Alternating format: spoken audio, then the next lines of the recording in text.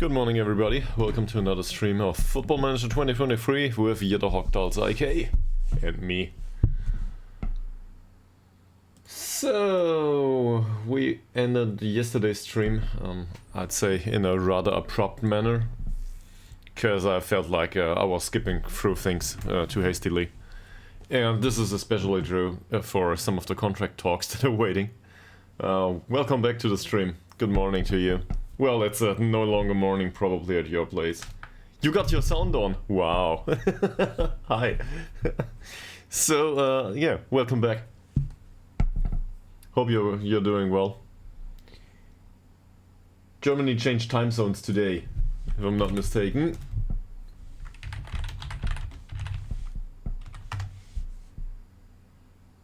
Yeah, we are GMT +2 now. Great. So we've been waiting to get rid of that stuff since forever. Daylight savings time.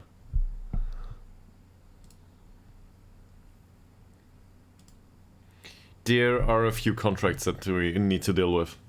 So you've come back to the most exciting thing of all of them.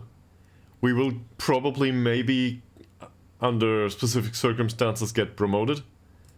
And if we do, we need entirely new staff, but we cannot leave the staff without extending their contracts. The current staff, that is. Because, well, they might be worth it if we do not get promoted. So, we'll need to deal with this. We pay him 80 a week, well...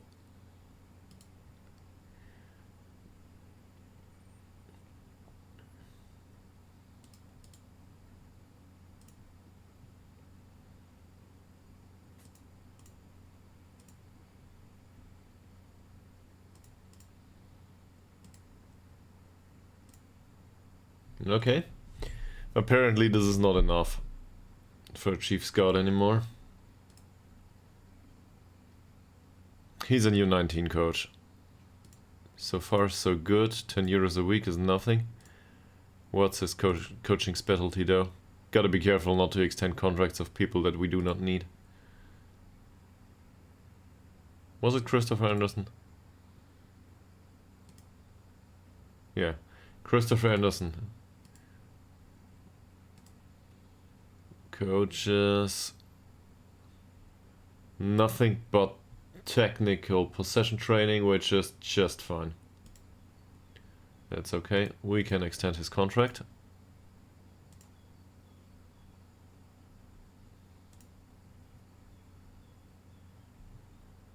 I guess there's an R missing in that phrase. We're doing well, I guess, as a club overall. I think we're doing well. How are you doing?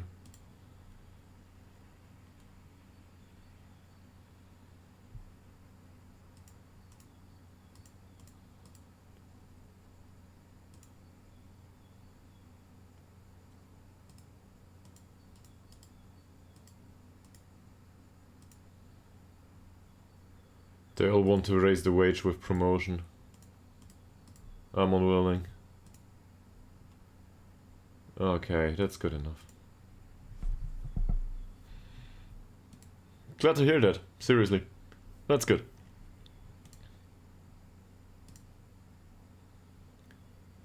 Scout. What have you been up to lately?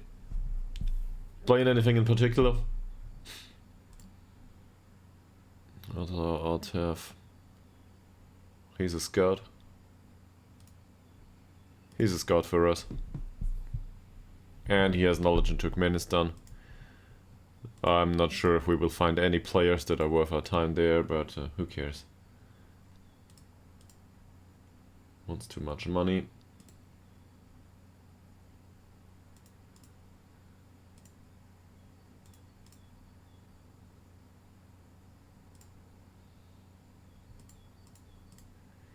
You, sir, can have your old contract, and then going forward you can remain with your old contract. Goalkeeping coach, now things get interesting. Because we will not get a proper goalkeeping coach. Same as always, we don't want this guy to be goalkeeping coach, but there's nobody we can afford that is decent as a goalkeeping coach.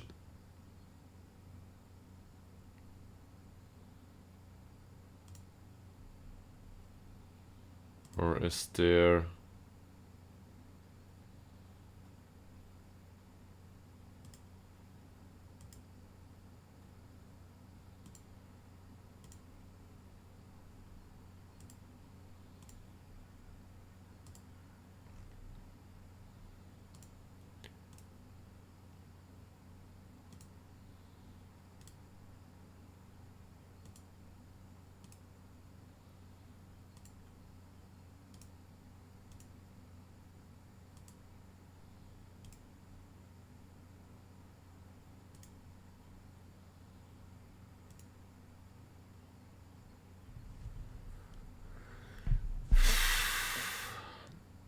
That's not great. And these are all way too expensive. Way too expensive.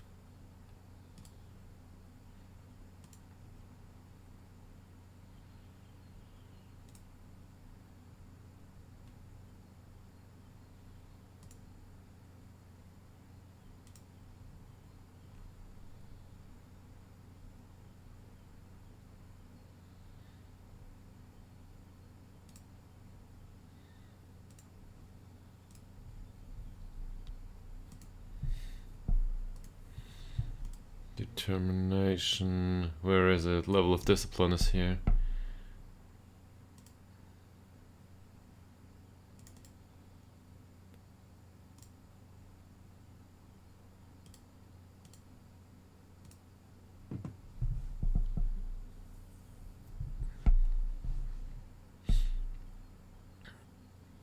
Makes it 28. Yeah, he's expensive though.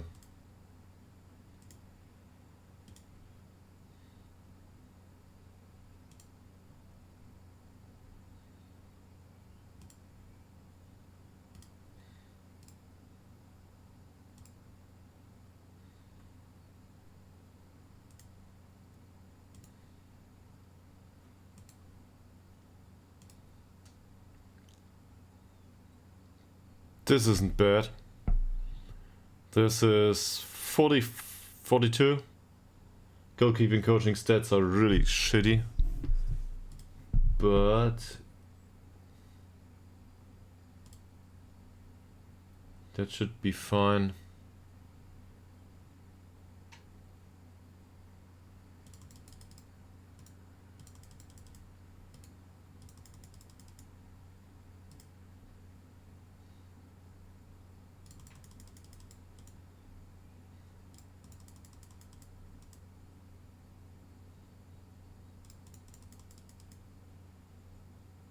Yeah, so this is a 2.5 star coach.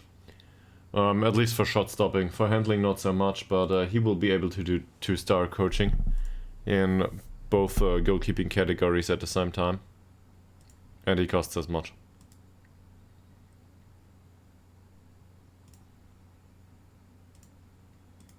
No, let's not do this.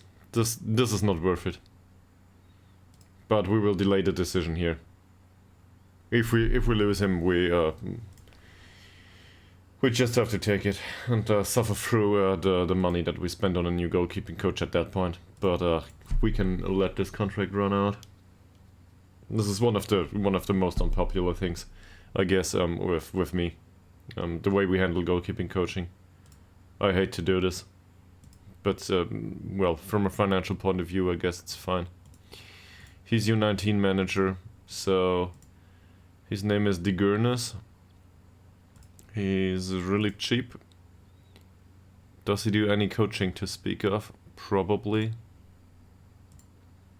He does. Ytterhogdals does 3 categories. Yeah, if you look at the mental stats, he's vital to our approach. He's got 36 in these mental stats for coaching, and overall decent coaching attributes. He's vital. At least for now. So to offer him some money is just fine. 15 euros a week was his old contract. Maybe we can get him to re-sign that one. Okay. So we will increase his wage, that's just fair. It will be 20 going forward. I don't care. That's fine.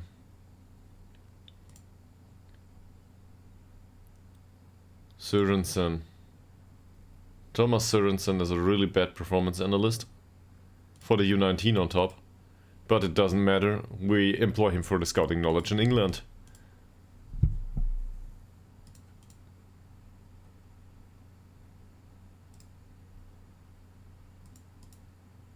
Yeah, whatever. Seriously. René Lindem is our head physio. I don't see why we wouldn't employ him anymore. 11 points of physiotherapy is as good as it gets. We also have a recruitment analyst who's a model professional, and that's all there is to it, I guess. He could be performance analyst for us though. But let him be a recruitment analyst going forward. Doesn't matter.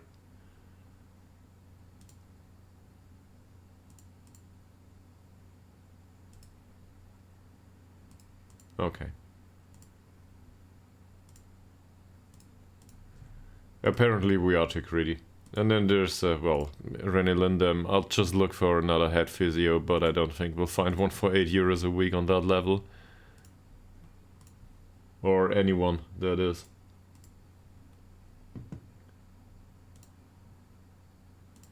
Is there anyone here as a head physio? Clear all this. I don't think physios come cheap, usually.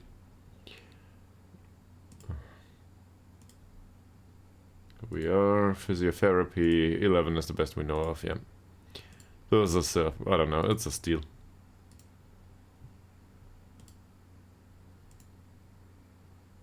Oh. His demands increased, he wants 9 now.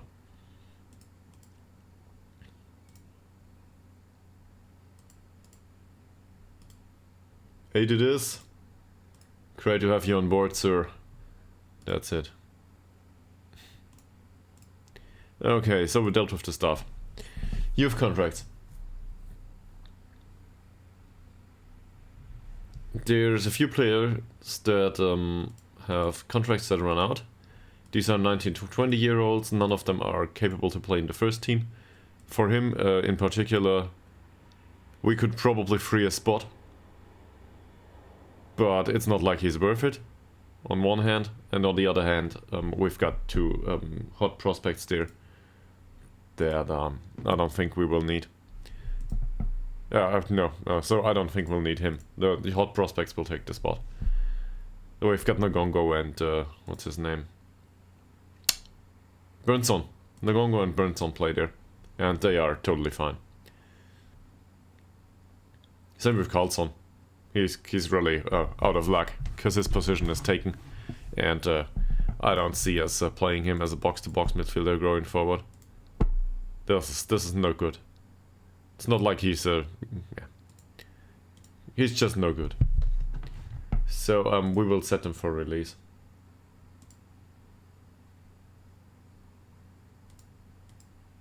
I think. Both, all of them actually.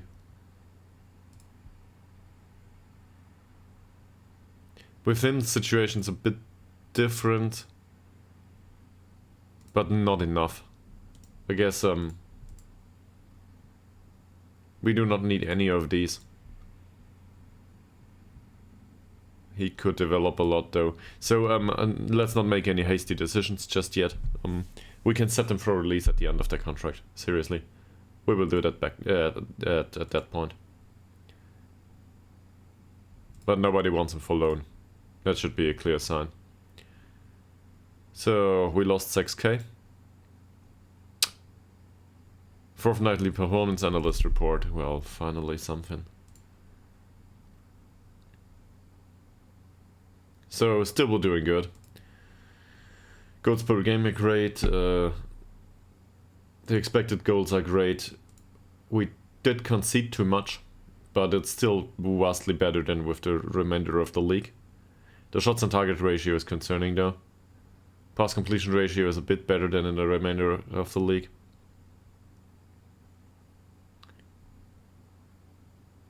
I guess we take too many shots. Best performing attacker is Ishak Elbring this time.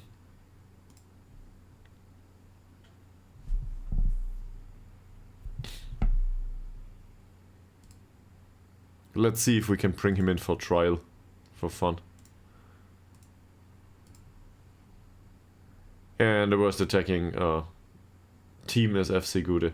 Didn't we just draw against them? Yeah. So much for worst attacking team.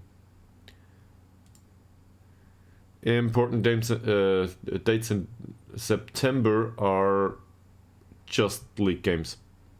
And we need to win every single one of these. This is a 6-pointer.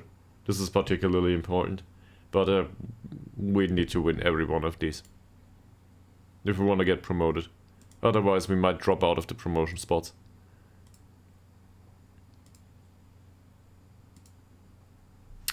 Puget has picked up mixed personality traits. He's more ambitious now.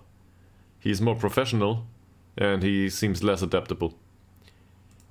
Overall, this is wonderful. Seriously, this is wonderful. Because this implies that he improved in 2 core stats for him. And if we look back into the mentoring group, he's with Hellberg. So to have some ambition in the mix here, that's good. Again, looking into Puget and his hidden attributes, what do we know so far? He's got determination 8 and he's balanced at this point. He's a regen and media friendly. This doesn't tell us anything if I'm not mistaken. Balanced, new gen, media friendly, where is it? Done here. And he's got determination 8. So his professionalism is between 5 and 14. That's not great. His ambition is between 1 and 14, loyalty is between 1 and 14, pressure is between 4 and 20, sportsmanship between 1 and 14, controversy between 1 and 14, and temperament between 7 and 20. He's got bad personality. That's it. That said, we know that ambition and professionalism just increased, so it can't be... Ambition can't be 1 anymore, or 2. We're good. This is going somewhere. And then we've got a monthly mentoring review for the U19 too. There is more professionalism, more sportsmanship, and more adaptability on Bergerson. That's good overall.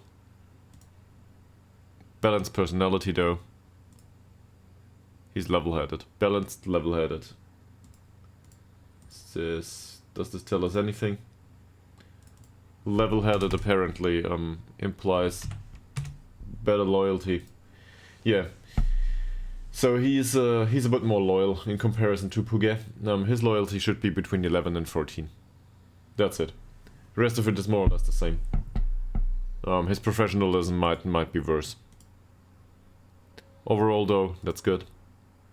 Happy to have that. And Jonas Pedersen is more ambitious, more determined, not as professional as before. That's a problem. He's fairly pro now. I don't know what he was previously.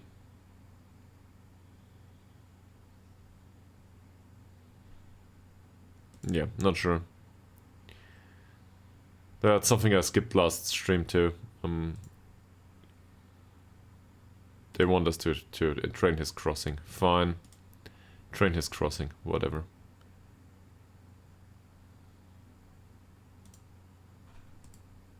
Yeah, his development overall isn't good.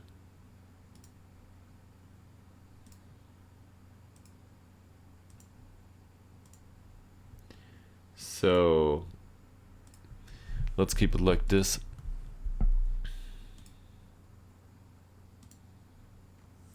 But the mentoring units do work to a degree.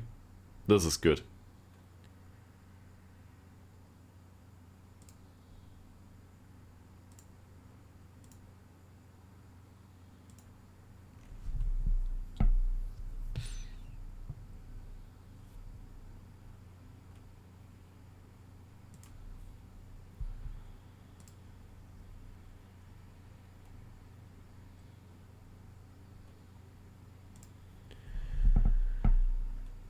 I just want to look into this for a second. He's spirited.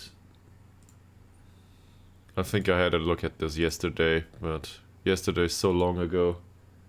He's media friendly. And he's got determination 12. Not a new gen. Yeah. Good professionalism, good pressure, good temperament. High controversy though.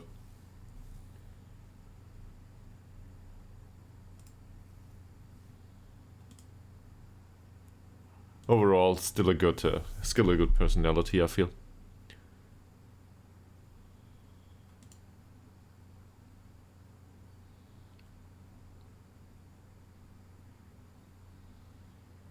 I like that most of the young players have average or significant effect from their respective groups. That's good to me. That's good. There's no trade stuff going on here. Melander, Adalsteinsson and Nilsson. Yeah, okay. This group is more or less a waste of time. But it's okay so far. I guess, yeah, we can leave it like this. That's okay. So, now we need to win the game against Stocksund. We gotta do this somehow. Yeah, given the amount of draws recently, we definitely need a better result. We got rejected. Wow. Well, they will not reject us if we get promoted. So, that's the primary goal. How much training's there? Yeah. We switched training to match preparation training exclusively at this point. We want to go up. We want to go do the final push. So overall training is not part of it at this point. We will get back to overall training though at some point.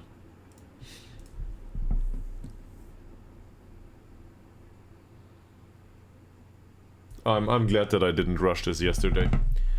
It wouldn't be me rushing this kind of stuff.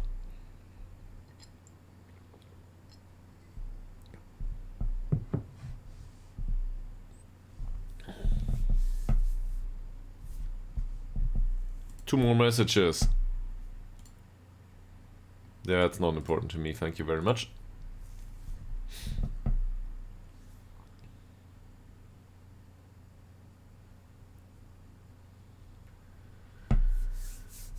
Yeah.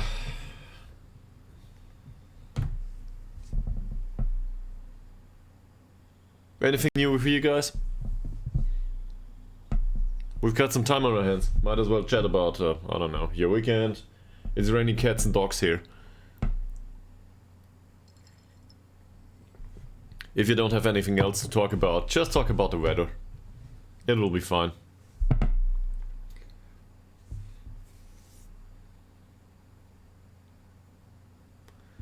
In a bit more seriousness, there's contract extensions here. We have triggered their extensions. Yeah, that's true. So in Westberg's case, this is a no-brainer. He's 25. He is good enough for a backup option. He is a backup option for us. He's been playing lately, so that's okay. But his lack of aerial reach is concerning, and this is basically all we hate about him. The rest of it is totally fine. Here, what's the use of his weaker foot too? Is there a way to train his vision, by the way?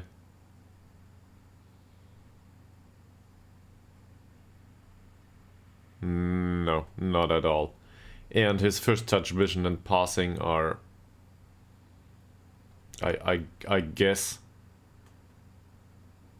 Oh, there it is. Thanks for the answer. What kind of weather is it with you? Better than ours, probably. That's really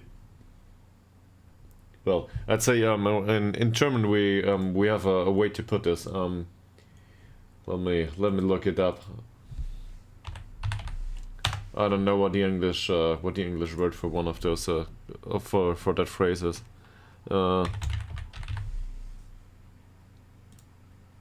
So loosely translated, that would be it's raining strings, because it's just like there's a string from the sky, where in every spot where it rains on a consistent basis. This is a way to get really wet if you just stop in the rain for 5 minutes. It's not loud though or anything, it's just persistent.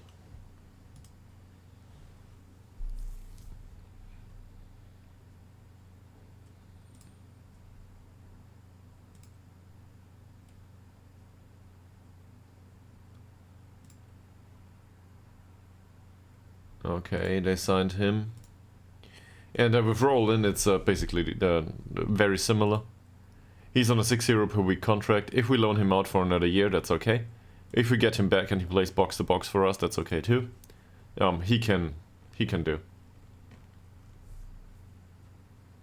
Might as well train as a register. I don't know. Why not? He's got the trade for it, so that's fine.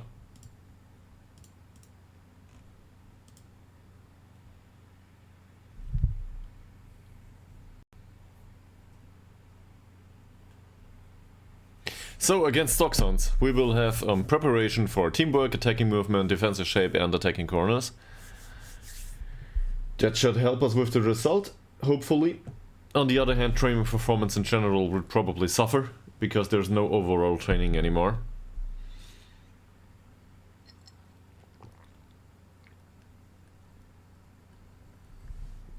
But we have to get better results going forward. Who was the guy that trained an AI apparently to listen to me doing drinking noises? Well, water pitcher noises, I guess.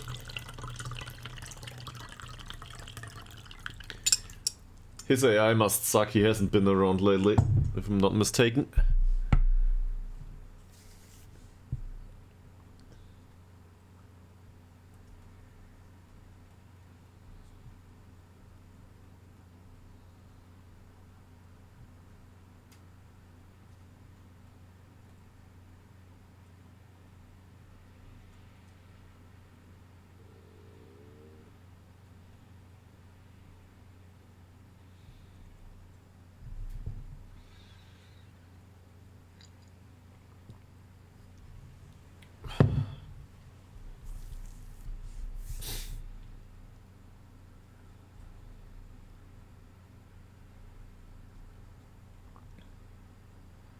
So I spent the morning, or what's left of it, going through the apartment and trying to do the...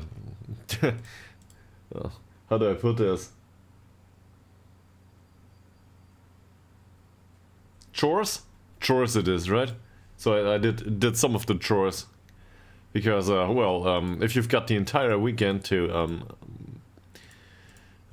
get the apartment in a certain state, and then the girlfriend comes back at the end of the weekend, and you're like, yeah, sorry, honey, I streamed for 11 hours yesterday. I didn't manage to clean the kitchen. This is like... she might not understand. So, yeah, that's why the streaming happened a bit later today.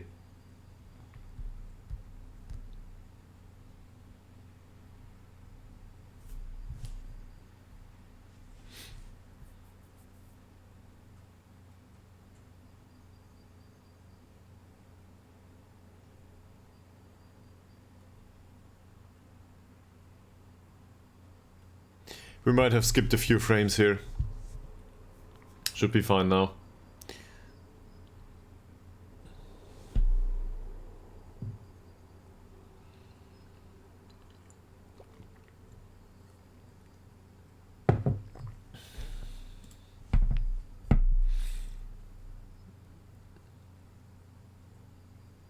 All right. He has rejected a contract by someone.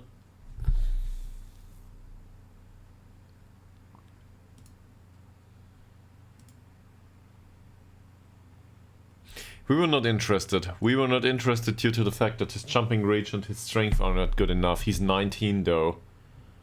Is this really that concerning? Overall, physicals are okay-ish for a 19-year-old. His mentals are decent. His heading's shit. Tackling's good. Why did we decline this guy? He was too expensive, was he? Or maybe not. Let's look into this for a second. He's jovial. I don't know what jovial means, by the way. Media friendly. Let me translate that for a second.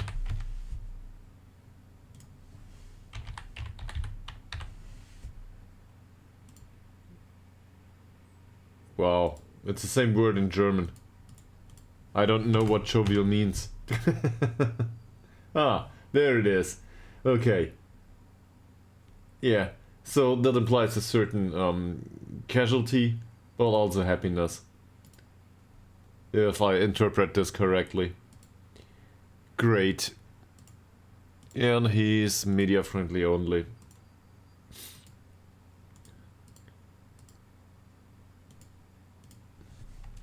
Determination is 10. Okay. So jovial is not a good personality in that sense. He's got good pressure and good temperament, but bad professionalism. That's probably why we didn't sign him immediately. On the other hand, I think this guy has tons of potential. Played for Bridge. 34 games. Bad average rating. I don't see why we wouldn't sign him. We can bring him in and put him in one of the mentoring groups as a backup. If we get him for cheap. There it is. That's totally fine. Also, he counts as English, so that's good. For us, at least. Yeah, he wants money, but that's not a problem. We should be able to give him the typical adhesion contract. No youth contract. That's a waste of time. He's too old.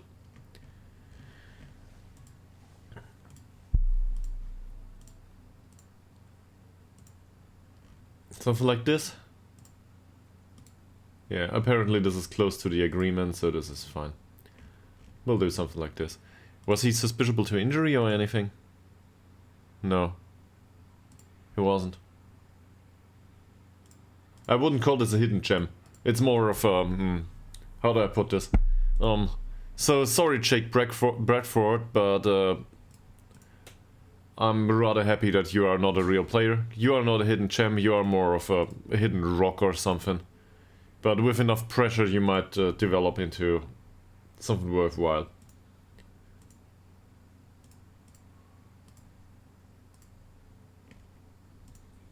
He's not a diamond in the rough, he's coal at this point. Might still burn though. So that's okay. And we will put him in one of the mentoring groups that is with... You know, that contains a player that is highly useless to us anyway, like Per Boltegård Blom. And he's with Speedy Boy and Karlsson. Karlsson will go. So we might as well drop him for the mentoring group, or keep him in it, doesn't matter. And put the other guy in. Once he comes in, and he can be mentored by Per Boltegård Blom. Boltegård Blom doesn't even have traits, if I'm not mistaken. So he can be mentored there, he can train as a ball-playing defender or something. It's not too bad, technicals-wise. That's alright. So he can train there, and especially he can change his personality. Because the lack of professionalism will not do. And then either we can resell him or he can play. Whatever. But for that amount of money we will get rid of him at some point. That's fine. And if we go up, we might still make some money on him, so that's okay. I don't know about this guy. He's a 20-year-old midfielder. Same here, this looks decent, but he's got a few traits going for him, so changing his personality might be difficult. If we look back into scouting and the shortlist for English players, we sort by age, and then I find the top. He's not good enough.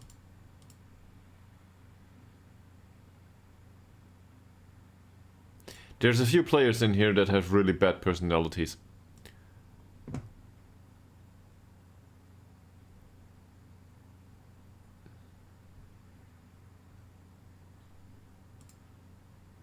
So one way to make money is probably to include these players in the team and let their personalities change.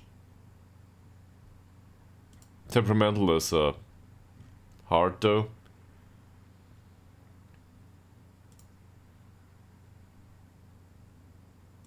He's casual. Yeah, I remember. I really hate this. Casual's the worst of them all. So, in a way, we're also looking for bargains personality-wise at this point. He's temperamental.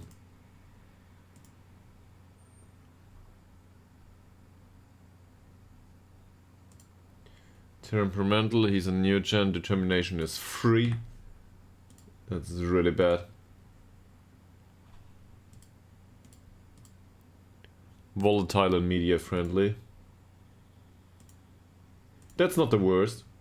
That means that his controversy is below 14. Temperament is between 3 and 4. Professionalism between 1 and 10 though. So he needs a mentor. But he's a striker or an attacking midfielder. He has no traits. He can happily wind up opponents all game. I don't care. So we might put him in the strikers group with Voldsund. If we look at this mentoring group here, Voldsund is with Pament and Ngongo. I don't care about Pament. He'll leave the club probably. I want somebody that's 18-year-old that can be in there. That's good. And we will not promise him to find a loan move. Yeah, this is easy. Same here, give him an artisan contract.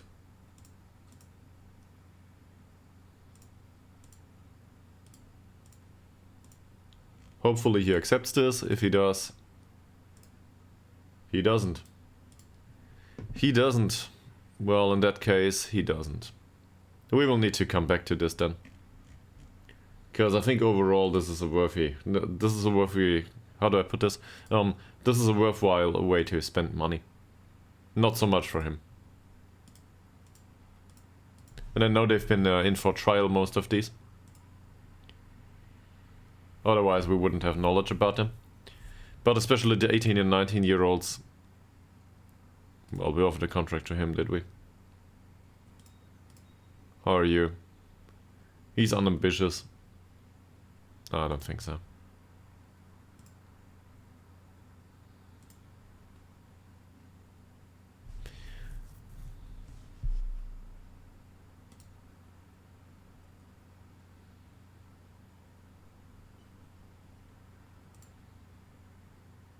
Yeah, we don't see much potential in him, that's a problem. He's unambitious, determination 14 though. But if I look at this attribute sample, it says box-to-box midfielder to me more than specifically something else. Free kicks are okay. If I compare this to Nila Fossel, he's obviously way worse. Yeah.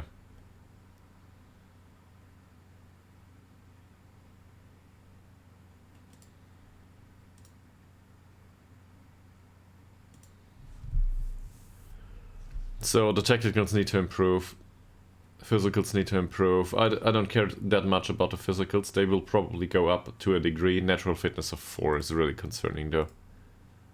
He's not susceptible to injury apparently. But no. He doesn't even manage to get 2-star rating. I don't think we need to poach for these players. That's not what we're looking for. We rather look for in the general player base here. There's a lot of 16-year-olds in here. And some of these might be good.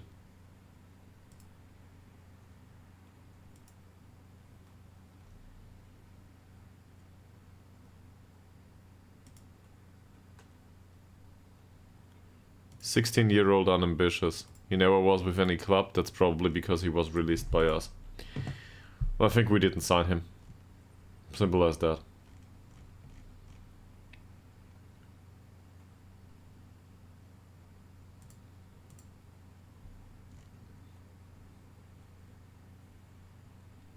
There's a Matthias Bengtsson here. Great.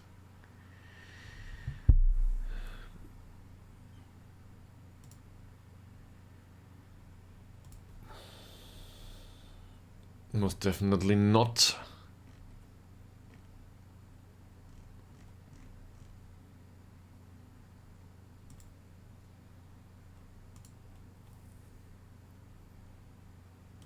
Yeah, I think we'll take him in though.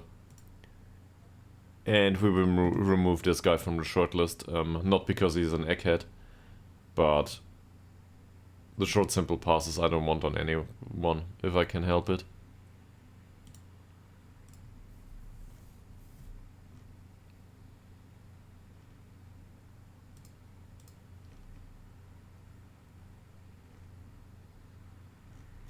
There's a few in here that might be interesting.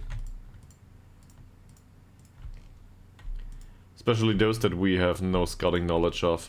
We might offer a trial. Don't care too much about the nationality at this point. Just offer them. Find out what they're up to.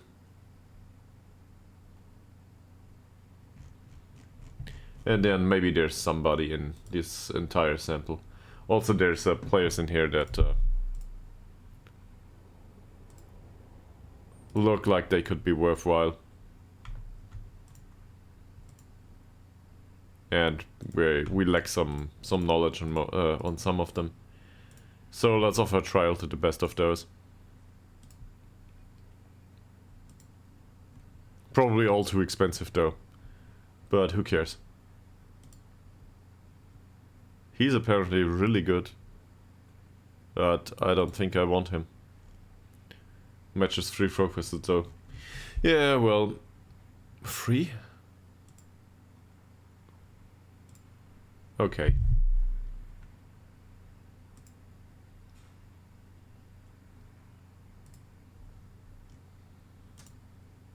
Who are you?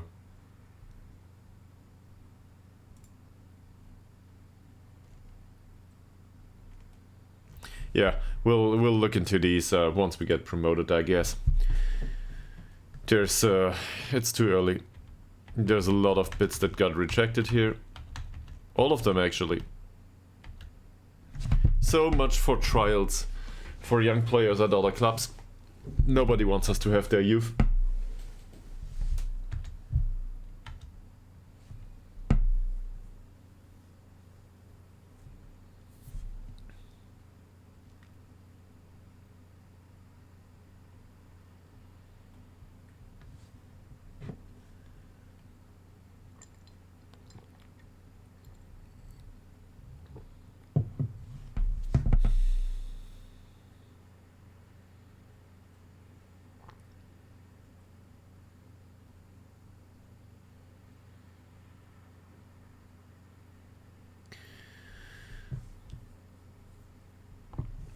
Stream was a bit laggy again, sorry about that. Oh, there are some people that want to come in on trial though. Okay.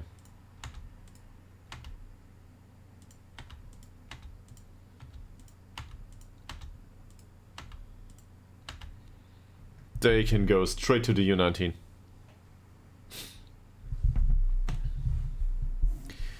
And then we'll see how it is.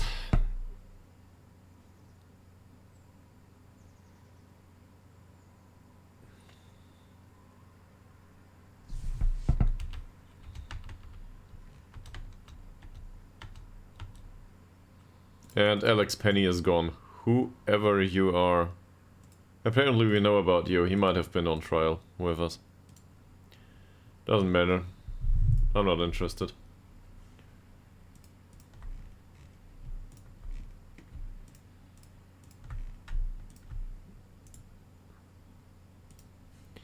So, for next season we will also need to improve the squad overall.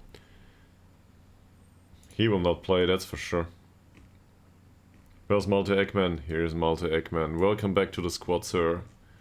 Fantastic.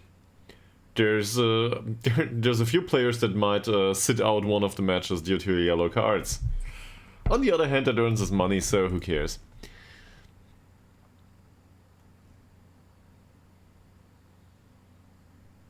Rather unwilling to experiment to a larger degree here. It's not worth the time. Let's see how the training performances are.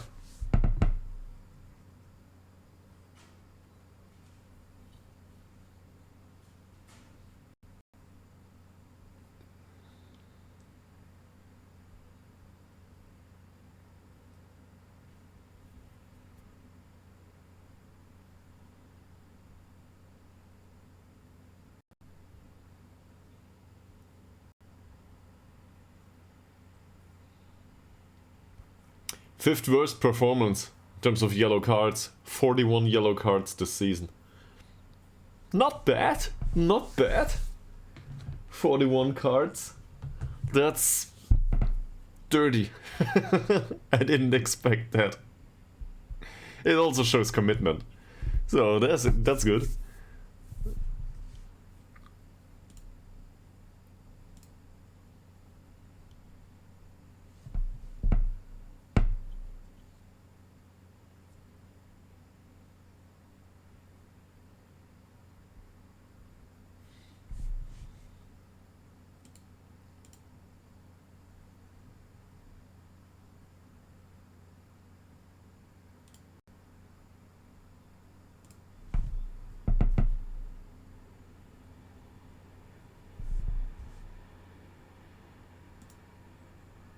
Is that all there is to it? Nothing. We skipped the day forward, still not through the training. Man. Come on, come on.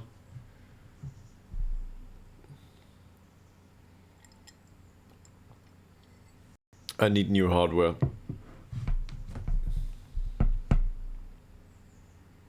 I will probably talk about this until I have new hardware, so another 2 or 3 months to go.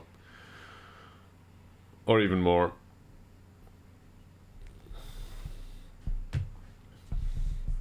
I don't know. What do CPUs go for these days? If you buy a motherboard on top and well, I guess I can keep the graphics card. GPU is fine.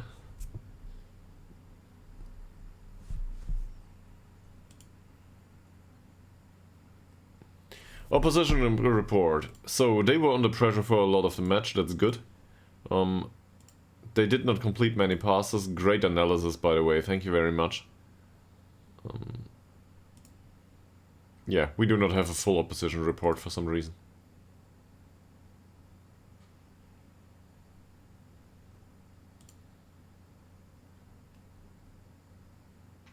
He's a good defender overall.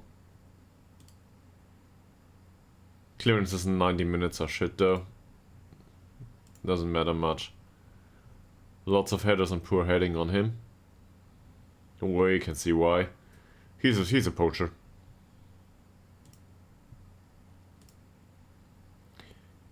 And he apparently plays a lot of with a lot of risk. So he doesn't win the ball that much with this tackling. That's to be expected. Technically though, he's not bad. I don't think this statistic tells him very much. In fact, okay, he's 30 though. So in fact, I was thinking right now, for a player overall, this tackling is bad, but the rest of the stats would fit just fine within our squad, right? Good crossing, like set pieces are fine, Passing's fine, the mental attributes overall look decent to really A-okay, and physicals are okay. But he's 30, so not a signing for us. That said, if he were to be in our squad, I wouldn't be unhappy. It's just about the tackling. And I don't care about Jamie Stott. He's too old. It's interesting to look into the clubs in your league and look at their players and think about how you could include them in your own squad. And this is the FC Bayern way to do it, right? Bayern Munich does this all day. Just include everyone that might be worth your while and might hurt your position if you take him from them. Why not? If you can afford it. Doesn't matter if they make it in your game, in your team. Opposition has been weakened. That's the way to do it. So, no more training today. On Friday they plant potatoes.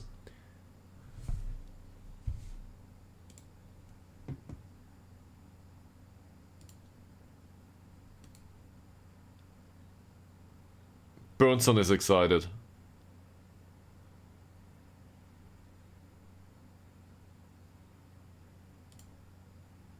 Jesper knee. Wow.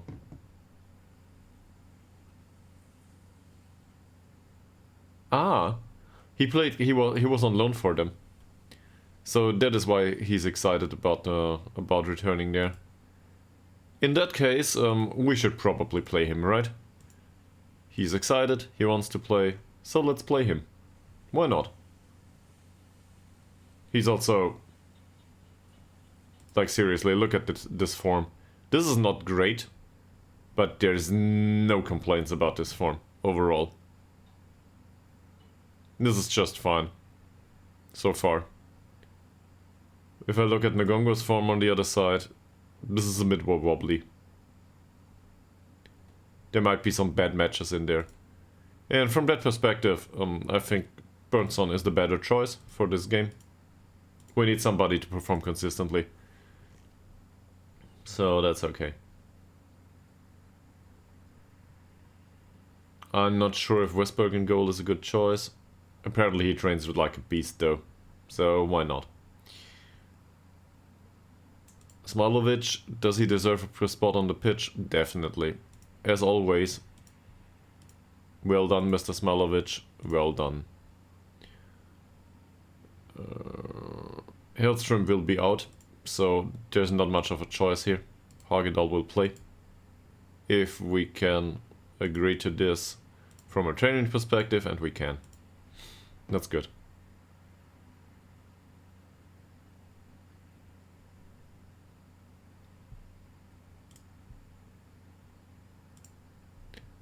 He just needs better heading. I don't even know how he manages not to hit the target that much. Dirk. He's fine. No complaints. It's okay. 8 something. Malte Ekman. He trained well. That's good. Also wasn't perfect morale prior to that. Nathan Lowe is really annoying to deal with these days. Lots of controversy. Didn't train well. All there was one didn't do much better. That's a hard one. I guess we go with Nathan Lowe at this point. He scored on a sustained basis recently. So that's okay.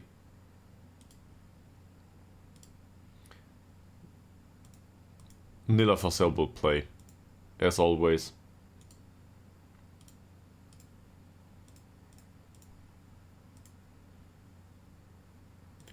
August Tillander. Ooh. August Tillander improved his first touch and crossing for some reason.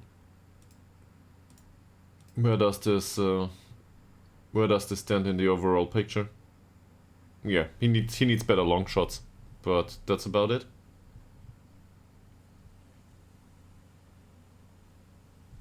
Didn't improve much recently. He's at the end of the line. He's 25 now. He might gain some additional match experience, one league above, and fit in there just nicely, but that's about it. He will not be Premier Division player anytime soon. Dylan Morgan though, much better. This is great. How's his recent form? His last game was shit.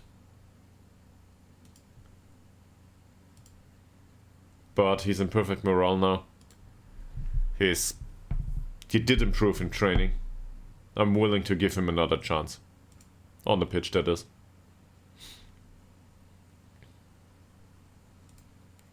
Marcus Woldsund trains well. He's a bit of a controversial player if I'm not mistaken, so this might not be a good idea. He accepts it though. Yeah. And his last game wasn't great. We should probably tell him. Or maybe we already did. Not that many chances created by him.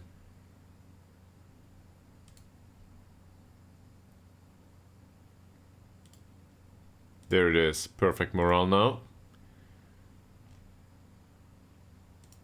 Tillander isn't in perfect morale. 7.0. Yeah, that's an average performance overall. So passing completion isn't strictly bad, but it's not great. I don't think I want to praise him for it. We'll leave it as it is. Nathan Lowe, he doesn't like all the criticism anyway. We need some though. He didn't create any chances. That's really what's a problem here, at least for me. One shot, one on target. No, he didn't create much.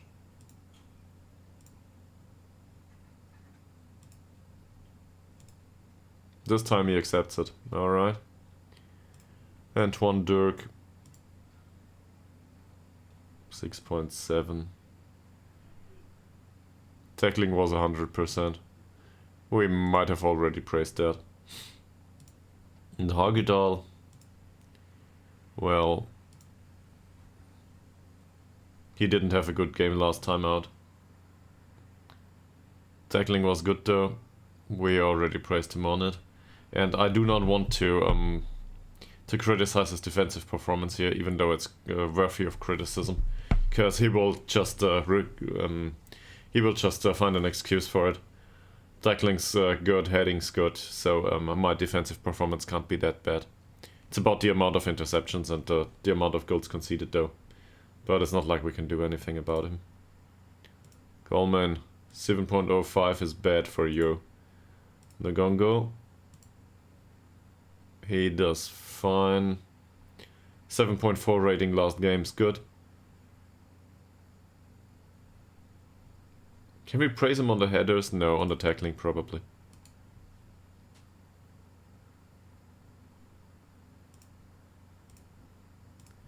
So he's a good option coming from the bench. Oliver Swan in the last game didn't do much. Sadly. He played for 40 minutes, more or less. And he didn't manage to create a single chance. That's just no good. Jonathan Bengtsson scored a goal. Had good tackling. We can praise him for the goal. We might have already done that. He's in good morale overall. Superb. Is there anything to criticize about his performance? Not really. Training has been wonderful. Yeah, well, let's go with that. That's all that we need. Puget. As we stated, his personality changed for the better. We can see that in training, that's for sure. Maybe a bit of an overinterpretation though. He came on and didn't do much. He didn't create that many chances. He had one shot. So his creative choices need to be a bit more flowing. This is not good enough. And then we've got Anton Ishak. Did he play last time out? He's listed for loan. I think we can remove this at this point. So training's been good.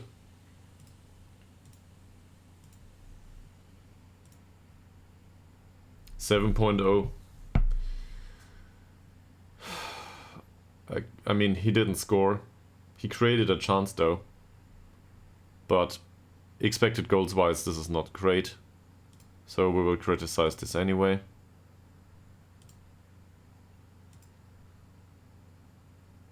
I feel though like we found a way to include him.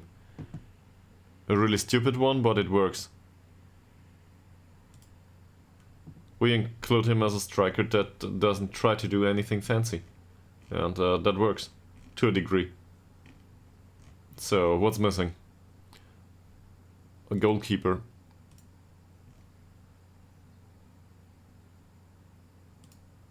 I will not bring Noah Nilsson along. Coleman we just removed, so I guess Sederberg will take the spot on the bench. He's in perfect morale too. For whatever reason.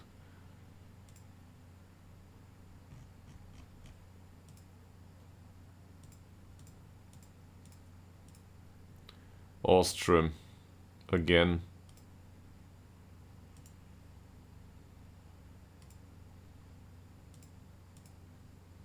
I will not bring Carlson along. What do we need? We need a central defender. We need a central defender. I'd hate to do this, but this is probably what we're going for.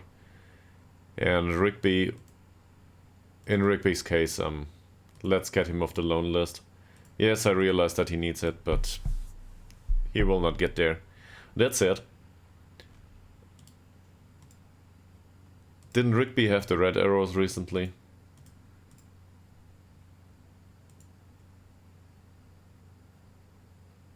His pace improves though. He started out at 2. It's not great. Obviously. He will never be a speedy guy.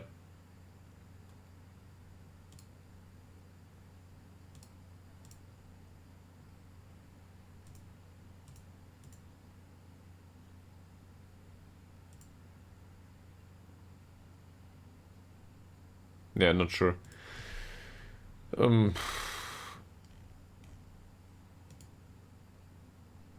He trains ball-playing defender because he's got decent passing. You know what? Let's bring the young guy with.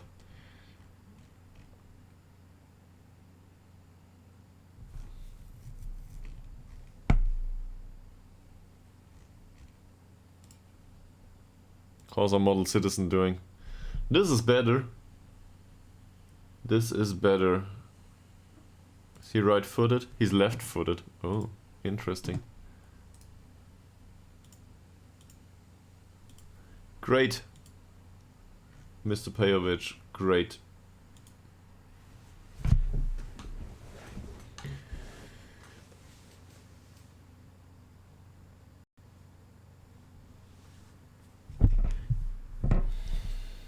So, now we're up against Stocksund.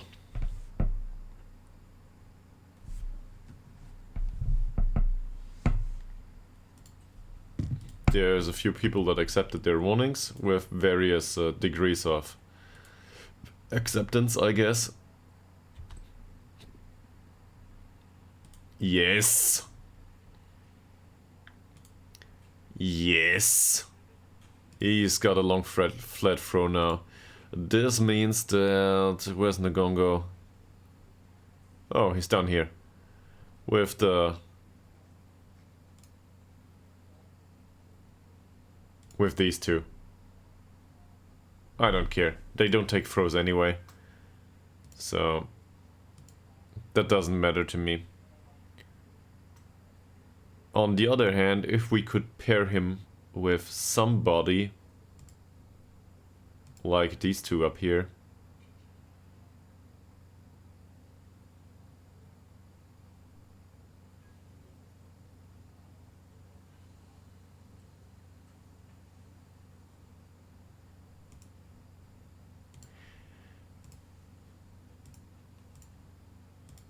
I don't want to disturb it too much. If we put Coleman down here, he's in a group that has less professionalism. So he will lose professionalism, that's not good. That said, he might learn to wind up opponents. That's okay.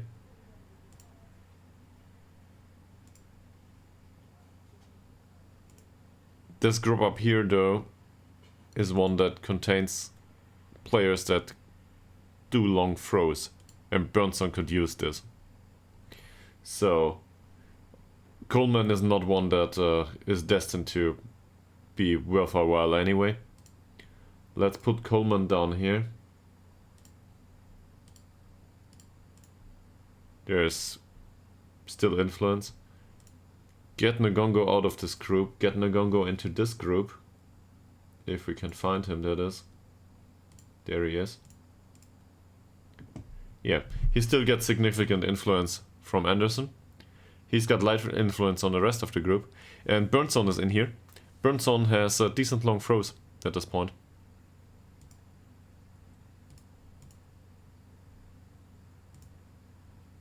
And he trains it. He trains them. So, if we can get both of these players to have a long flat throw, that would be fantastic. It certainly extends our repertoire. Because if they both have a long flat throw, we can go with long throws going forward. In both interpretations of how I put this right now. We will try to initiate counterattacks with a long throw, and going forward in time too. That would be fantastic. Theo Eriksson is unhappy with what? Yeah, I'm unhappy with the standard of the goalkeeping coaching too. Don't you worry.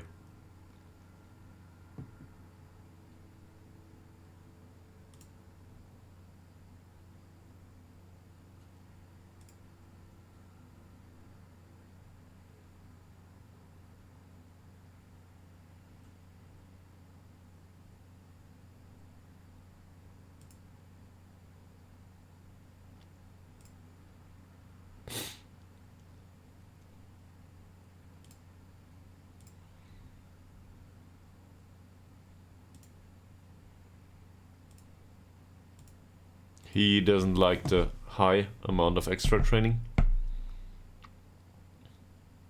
As a 21-year-old, he doesn't belong down there anyway. He belongs with the senior squad and needs to be mentored.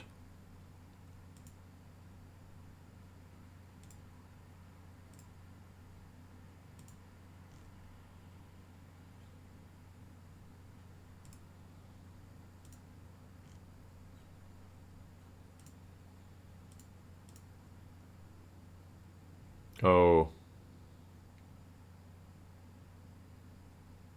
He wouldn't be up here though. This needs to be updated first.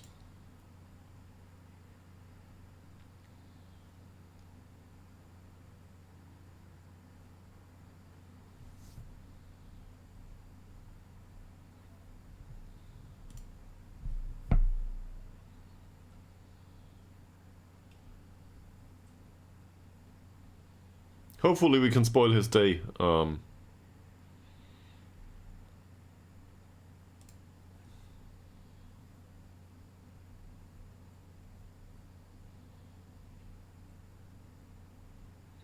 Well,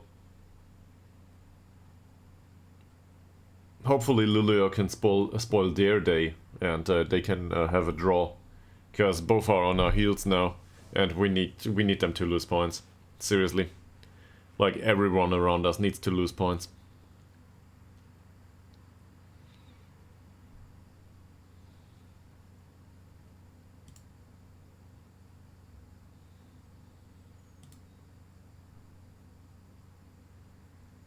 It's not about losing top spot. Well, it is. It's just about winning.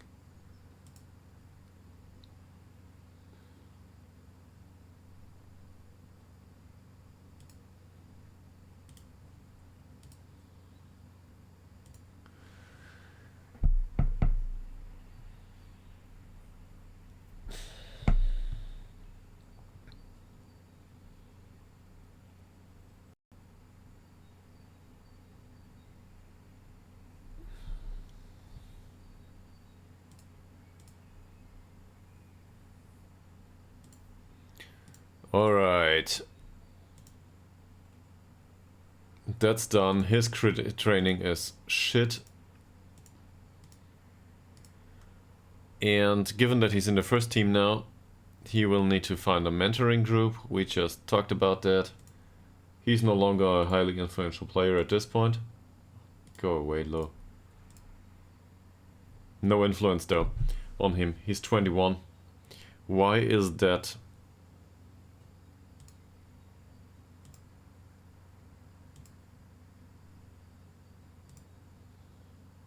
Do we need to pair him with players that are even more important? Like Wolfsund is an important player. What happens if we pair him with those? No effect from the group. Is it too far off for him? What's going on here? He's a 21-year-old. Level-headed. Don't tell me they need to speak the language to be influenced.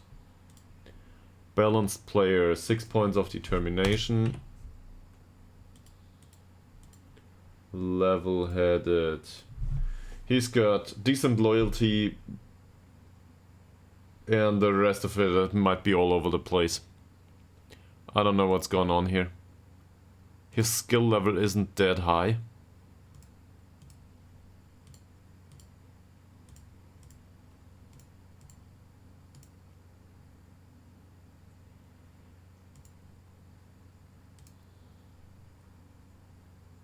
So I don't know why that is here.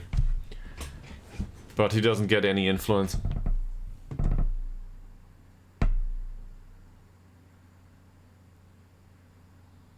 That said, in that group, I'm not concerned. Because Coleman's professionalism might suffer, but as I said, I don't think Coleman will make it in the club as a goalkeeper, and the others.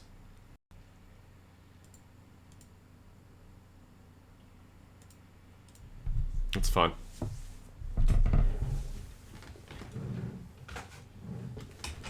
Chocolate for breakfast. I think there's a movie with that title. Anyway.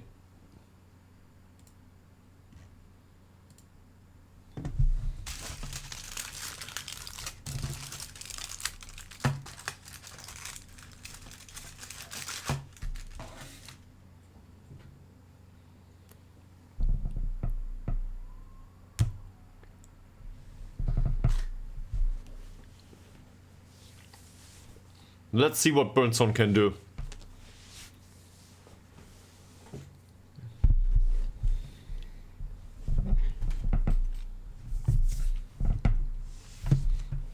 I didn't notice that Burnson was a consistent performer. Not so much. But now that I saw it, it comes to mind. I'd never complained about him as a backup. Not much.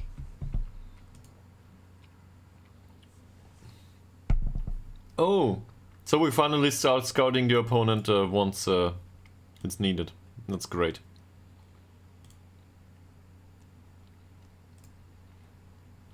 Alright. They are poor in defense and attack. We should not expect much of a challenge. Well, I will play them as if they are a challenge though.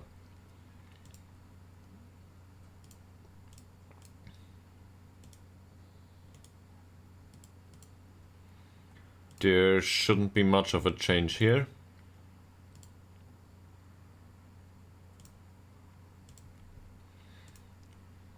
Opposition, how are you doing?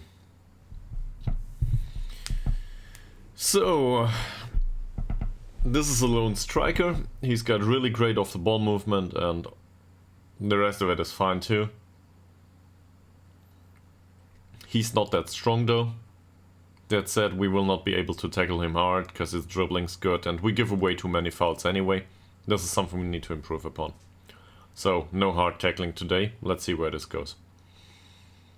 His off the ball movement isn't great. I don't necessarily think that we need to instruct anything here. He's a bit weak. Again. they will close him down anyway. They are instructed on a team basis to close him down. Job. That's a good player overall. Welcome to the stream. Let me know if you have any questions or, I don't know. Whatever, anything. Just let me know. And I'm always happy to chat a bit and get some feedback too.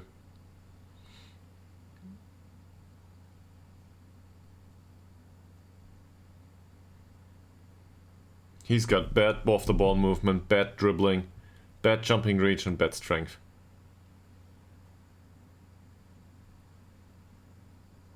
So, remember when I mentioned lately that we do not want to be that aggressive with our opponents? In this case I make an exception. Because he's got a very likable face and we just need to break this. This doesn't work. He's not strong, he's very brave, but with that dribbling we can probably force him into being anxious or something. Well, he might enjoy the suffering, but he might get hurt. So that's okay.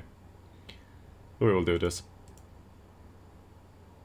Yeah, the bravery is bad. So the strong approach might not work, but we'll try anyway. Snip, we had a look into him. He's not a bad defender. He lacks the tackling though, so maybe we can overlap on his side and definitely show him onto the weaker foot. That's one of the major weaknesses. By the way, anyone else here with only one weaker foot? He does. He's dangerous overall, but hopefully we can eliminate some of it. This looks like it needs to be closed down, but in this area I'm not sure if we want to close down the defenders. Same here. Weaker foot though. And then there's Landmark. Again, he's got a weak foot. And bad crossing, by the way, and bad passing. Yeah. I think I realize why we are considered favorites here. We should stand a chance against them. But given our recent performances, season's going just fine. We're in top spot. We're trying to get promoted. But this is, in case you're not familiar just yet, there's like 250 hours of it on YouTube. Well, you know, the entire streams. This is Ytterhogdals IK. We're a small village club. There is no... Whatever you are used to from Football Manager, it's not, it doesn't apply here. Or most of the time it doesn't apply here. So us pushing for promotion is big. Like seriously big. Usually we throw potatoes at people. Thanks for the follow. And thank you very much. I hope you have a nice weekend. And I hope you get some joy out of it and some entertainment. Give me a second. There's a small insect on my wall. It intrudes my stream.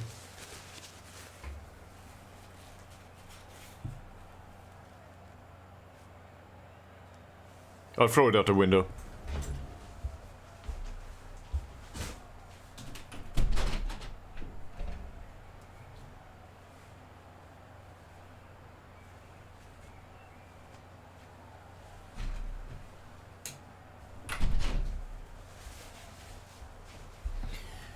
The intruder alert has been resolved.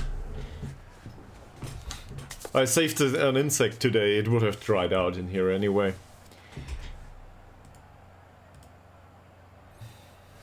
Didn't kill it. That makes me a good person, right?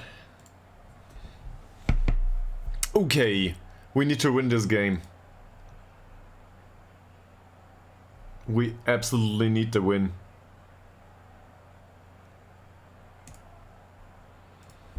So we will pile on the pressure again. Seriously. And welcome back, Heaven and Yo, welcome back. We need the...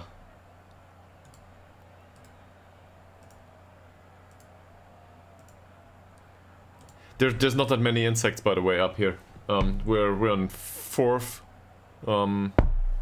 whatever, layer in the building. So...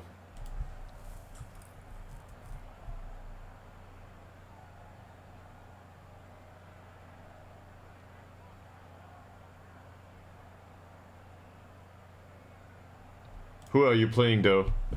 Just Martin. We have no idea about your save, so we need some context here. in case we wanna say anything about it.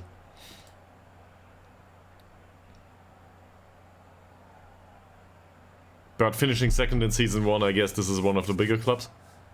Okay, I don't know the club anyway.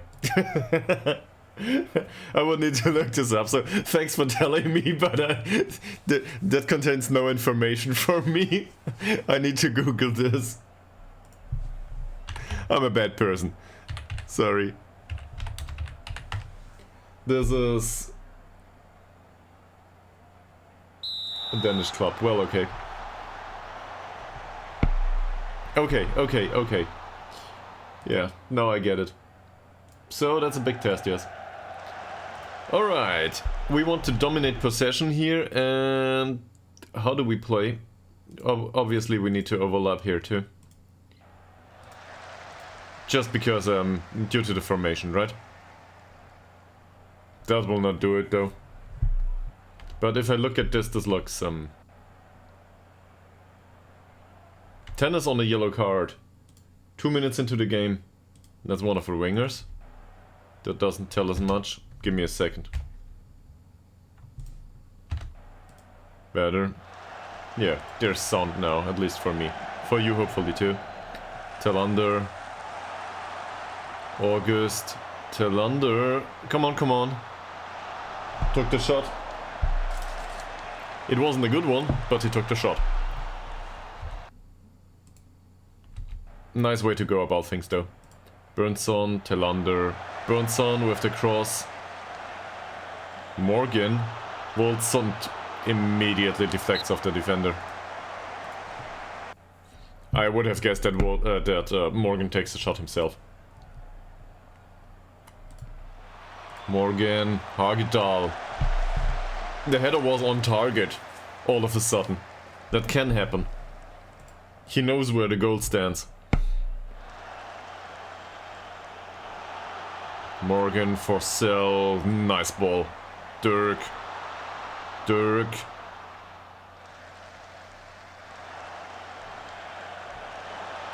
Low. Morgan. Typical Morgan goal. I'm very happy with that. Remember, he had a bad performance last game. He trained well, he developed. That's it. We're up 1 goal. This game's going just nicely. Promotion will happen, maybe.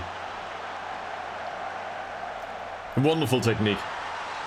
Arjen Robben would be proud.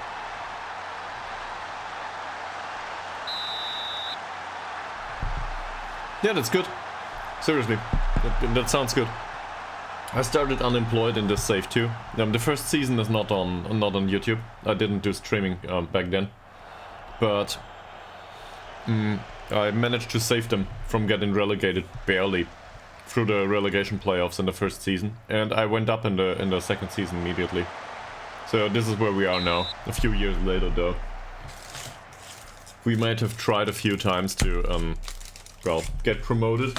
But it was more or less about financial reconsolidation in this league, most of the time. Morgan. That ends up with the keeper.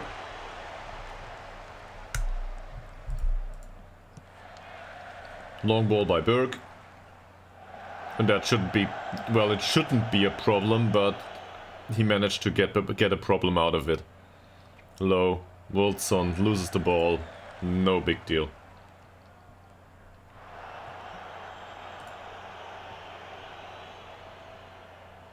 Dirk, Hagedal, Dirk, Forsell, Nila Forsell. Good stuff. 223. Witness this. Morgan. Nice cross. Tillander. Low. Nathan. Low. Just over.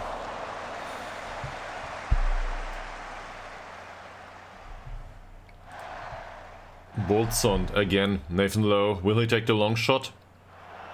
Apparently he tried. Burnzone. Well, this is clearly offside.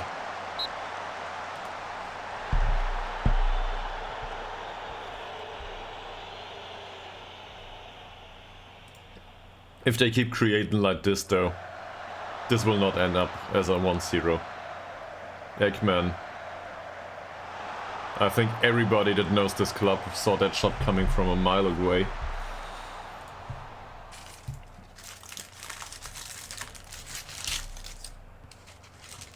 Another yellow card for them.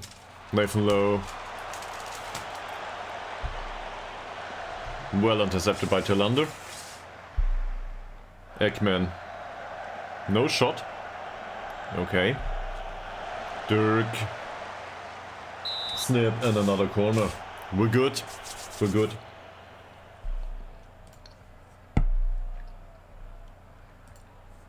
What can we do to them now? Tillander. Smilovic. On target, but Burke apparently has a good day. Chocolate it is, yes. Chocolate. This is my breakfast. Don't judge me. I saved a buck today, so I deserve chocolate. No good. Close him down, close him down. Lager. 0-4. It continues as always.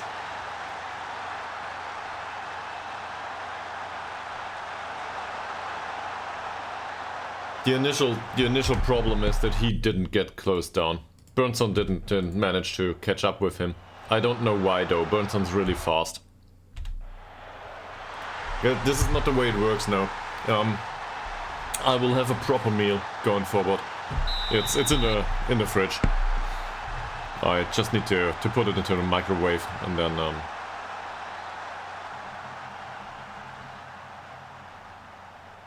Burnson, Ekman.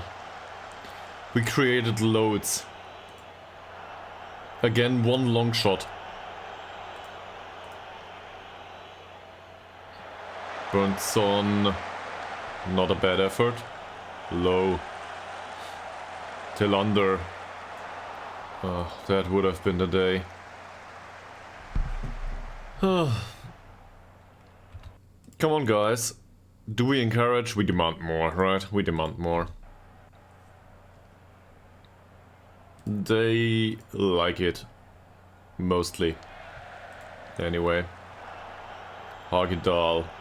Morgan. Ekman. Woldsund. Burnson, that wasn't a great pass. Ekman. That's a great pass though. Intercepted. No problem for Malte Ekman. Forsell, Morgan loses the ball.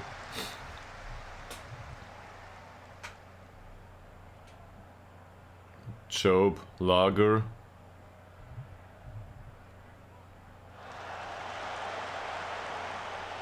Not a long shot. Corner. Doesn't look like defending is much on point. Or like there were 3 or 4 people that didn't contribute much to defense.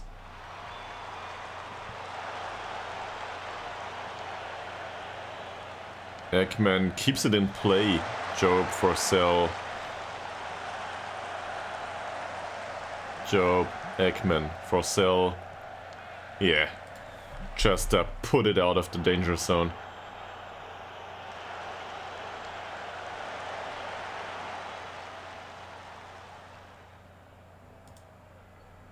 Tennis. Well, Westberg gets to save one too.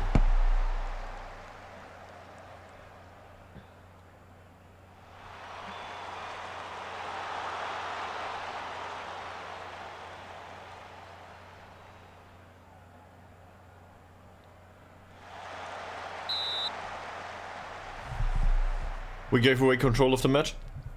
For some reason. And I don't know why. Forsell is frustrated by us demanding more. Snip. Not a problem for Westberg this time.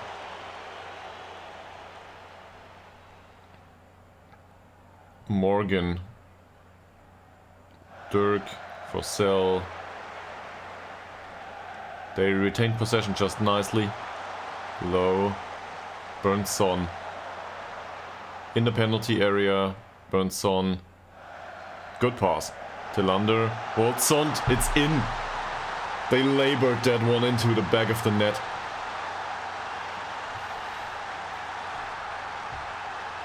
I would say this is great creativity, but honestly, this is good, Tillander. And this is just lucky. Woldsund anticipated that the ball would end up there though. So, yeah. Another goal for Woldsund. He's a really interesting choice as a striker. There's not much flashiness about him, but he's good for the odd goal from time to time. Job, Ekman, Forsell, well cleared, Tillander.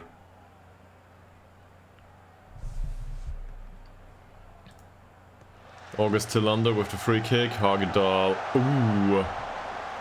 Well, that hit the top of the net, but it was going for the long post. Your matches are fast. Sounds good though. Hagedal, Burnson, Ekman. Long ball. Morgan's offside, is he? Yeah, he's offside.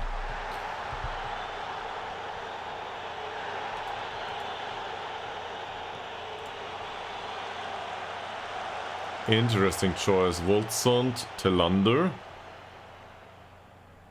Burnson. August Tillander runs past the defender. August Tillander with the cross. Nila Forsell. Oh, just over. Just over. Yeah, I realized that other people don't watch that much of the matches. I didn't do it on stream just yet, but if I were to have problems in games, like a lot of problems, sometimes I even do the 90 minutes.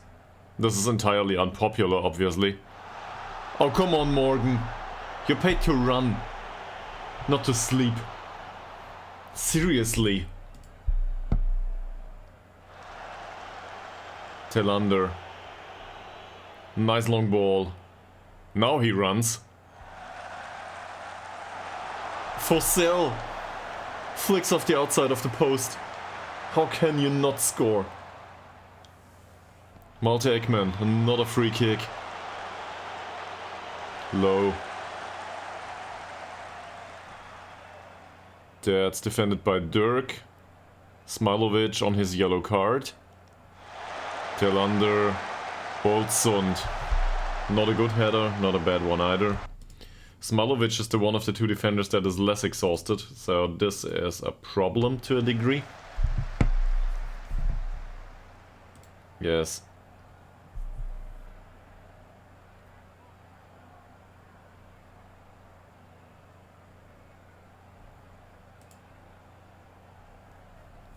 Smilovic and Hagedal are dominant in the air. This is unsurprising. So we need to be careful. No complacency here. Yeah, that's important. I am not happy with Westberg's performance so far. Neither with Smilovic's. We are in front. I will tell them. Not happy. The others are good. More or less. I do not think we need to praise them. They might become complacent. So this is about risk management in this situation. And now everybody's motivated. Not inspired or anything, but motivated to do their best. Hopefully that's enough. Burke. Not intercepted. Intercepted by Burnson. Snip. Burnson again, not a problem. Ekman. Interesting long ball. He doesn't win a header. He doesn't stand a chance. Malte Ekman, and again an offside, if I'm not mistaken. Yes, it is. 14 to 3 shots though. We expect the second. We deserve the second goal. And to be honest, I don't expect to concede one. Not just yet. I was offside.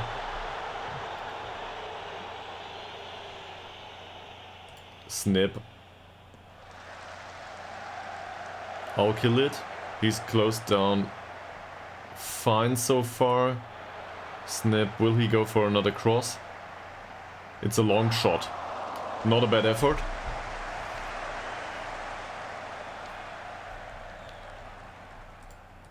But overall we're good. Tennis.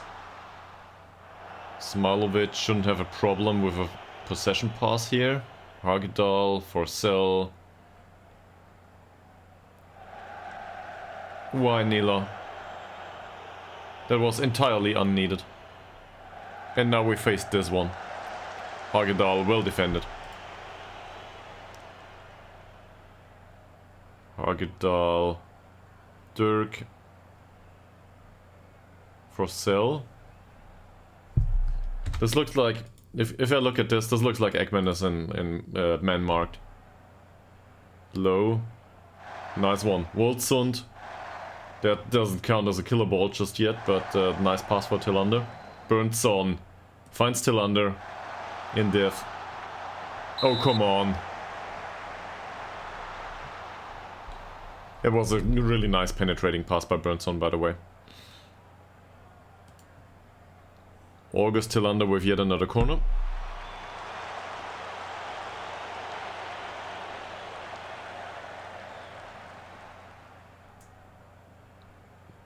Dirk with the throw. Malte Ekman. Dirk. Not a good one. Ekman doesn't win the duel. Alcalet keeps the ball in. Well intercepted. Who was it? Forsell. Nila Forsell with a really important tackle there. Tillander doesn't manage to keep the ball, Mr. Woldsund. Tillander again. August Tillander. Deflects off the defender. And that's an easy one for Berg. Nila Forsell doesn't have a good game. He has a strictly average game once more. Morgan. Dirk. He was unlucky though. Should have scored that one goal. Hagedal, well, this might be offside. Yes, it is. It is. So, I keep thinking. In transition, it's probably a good idea to distribute to the fullbacks. Because the center backs are too close to the striker. The fullbacks do not seem to get closed down. So far. And Malte Ekman is man-marked, if I'm not mistaken. I'm not too concerned about this, our fullbacks should be fine. Ekman. That's not even a shot, is it? It went somewhere close to the goal. Hagedal runs for this one. Dirk just asleep. Smilovic with the long ball. Woldsund does not want to win these. Tillander. Burnson. Low.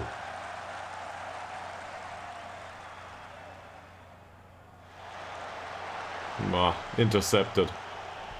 Morgan was within the area. Smilovic, Forsell, Tillander. Nice pass. Woldsund. No good finish. Ekman, Dirk.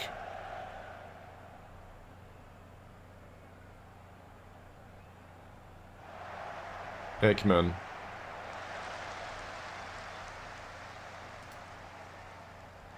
Oh, Burnson loses out in the tackle.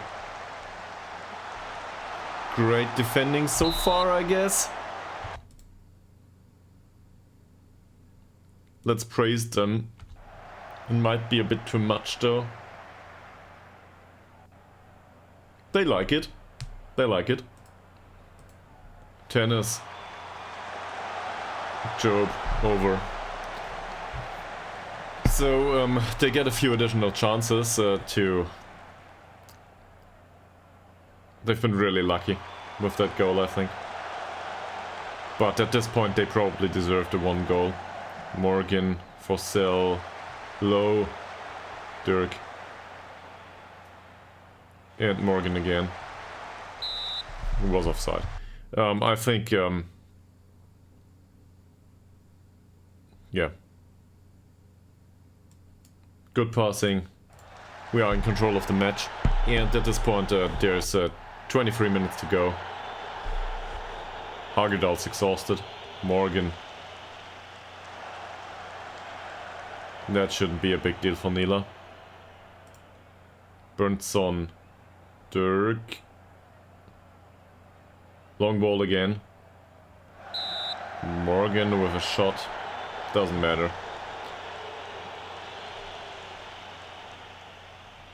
Malte Ekman. Another free kick. Smilovic.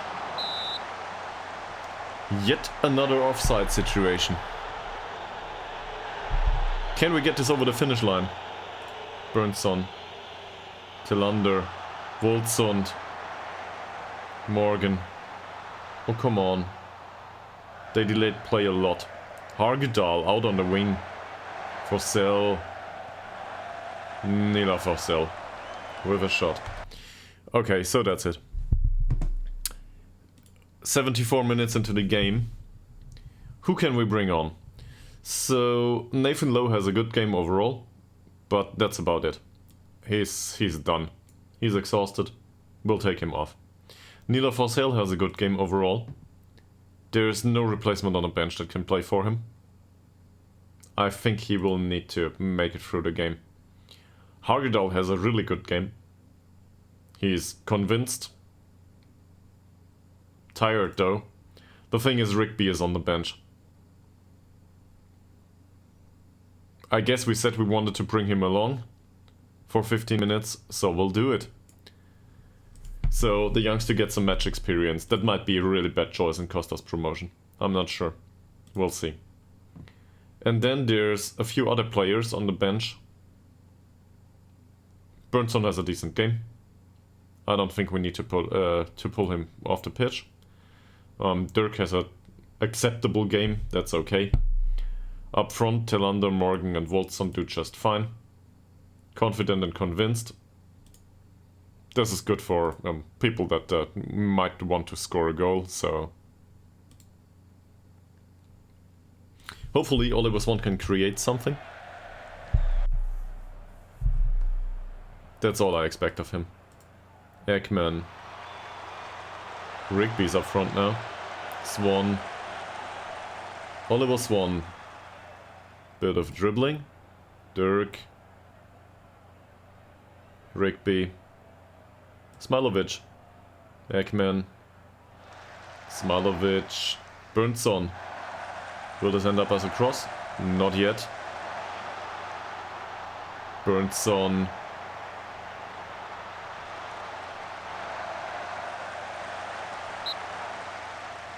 Was it offside? It was offside. Let's praise the team once more and hope that it can carry it through. Rigby. Dirk. Rigby. Fossell. And Rigby. That's offside, is it? Yes, it is. Still, no errors in defense so far.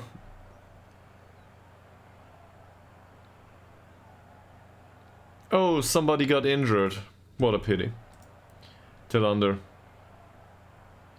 August Tillander. They put it out now. Asefa. Who's Asefa? One of the midfielders. Is it the one that we treat with extra care? No. That one already went off. So, Gabriel Acefa looks like he can use it too, though. Welcome back to the footballing pitch. And there's only one yellow card in the entire squad. We gave away 15 fouls. That's not great, but for us that's not that much. We've had games with 30, I think.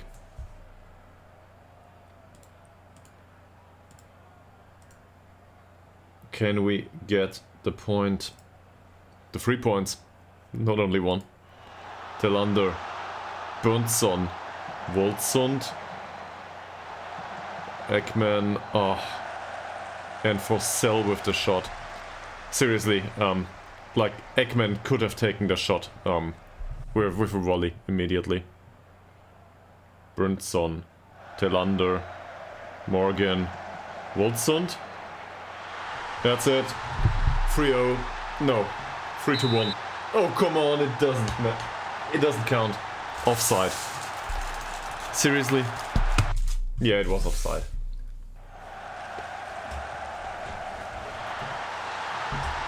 I was excited already.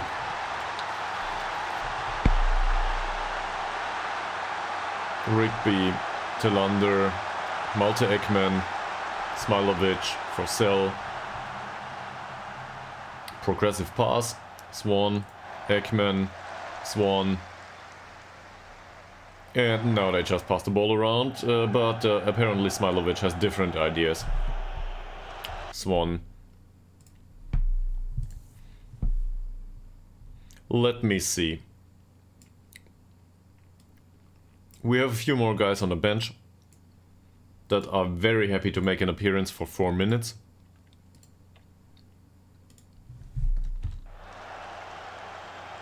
Telander. This is offside. It clearly is. It clearly should be.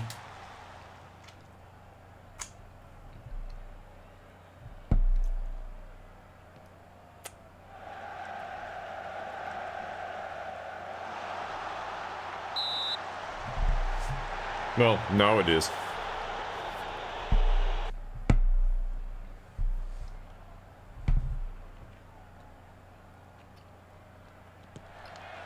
In hindsight, people will say, well, Ytterhogdals have been well in control of the game.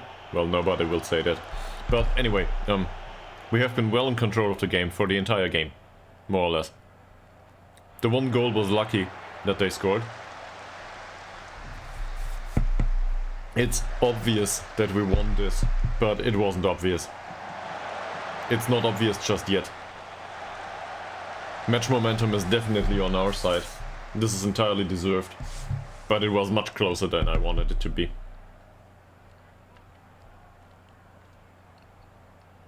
Persson, 30 seconds to go. Smilovic. Ekman. Nice one. Oliver Swan. Nice one too. No. Ishak isn't that slow.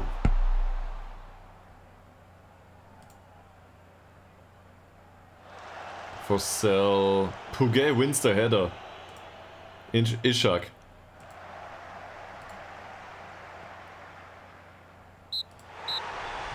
That was good. That was good. The results over the line. Fine. We're happy.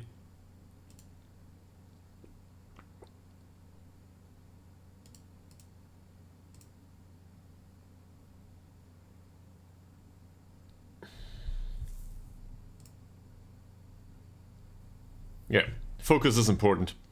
Yeah, I think especially in this phase of the season. So, we won this game. Next game's against Sollentuna. That'll probably be much harder, although they sold their most... Oh, Tabby lost. Set operations are in order. Tabby lost against Skillybo. What the hell happened there? This is unlike Tabby. Umea won against Smetby. Yeah, I guess this is expected. And Dalkurd won against... No, Dalkurd didn't. Dalkurd had a draw against Luleå. Dalkurd and Luleå drawing is probably good. Luleå should be out of the competition at this point. So there's like 5 clubs going for promotion in this situation. And we're on top for now. It becomes increasingly unlikely that we do not make it to the playoffs. Let me put it that way. 6 games to go. We have 6 points of difference here and a goal difference that speaks for itself.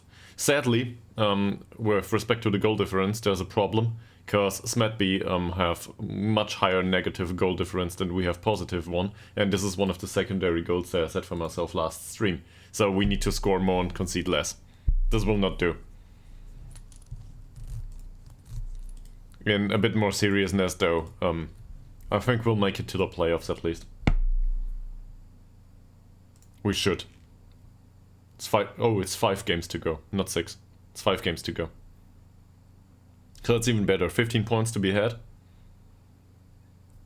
And at least for a playoff spot we should be fine.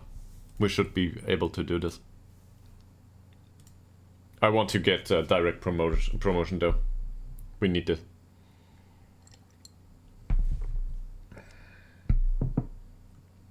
Yeah, that early goal by Dylan Morgan was great.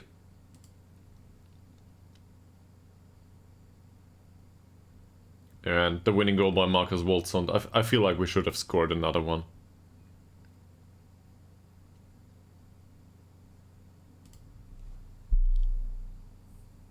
No. Luke Collins is one of the English guys. Apparently he's struggling out on loan. Doesn't matter much to me. How do they play him, by the way? He'll be sold anyway. They play him as a box-to-box mostly, but he didn't play that much.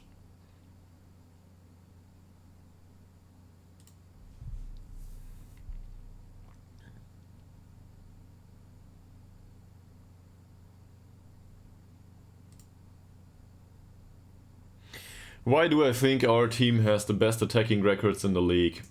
Well, one of the best. No, we have the best. We have the best attacking record in the league. By a landslide at this point.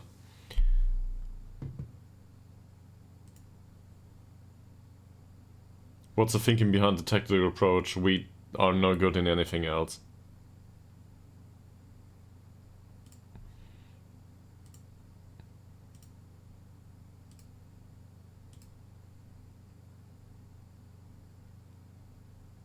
David Danielson.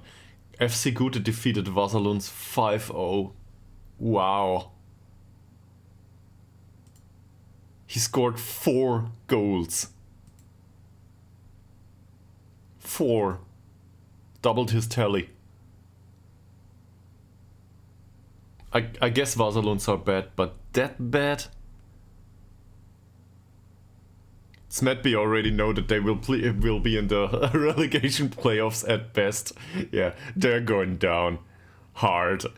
This is the worst performance ever for Smetby. 10 points in the entire season. Wow. This is FC Stockholm level at this point. Really great. Which, by the way, is the manager still around? No, they fired him, right? Who's manager here? Michael Lindgren. He's new. If I'm not mistaken. Yeah, he's new.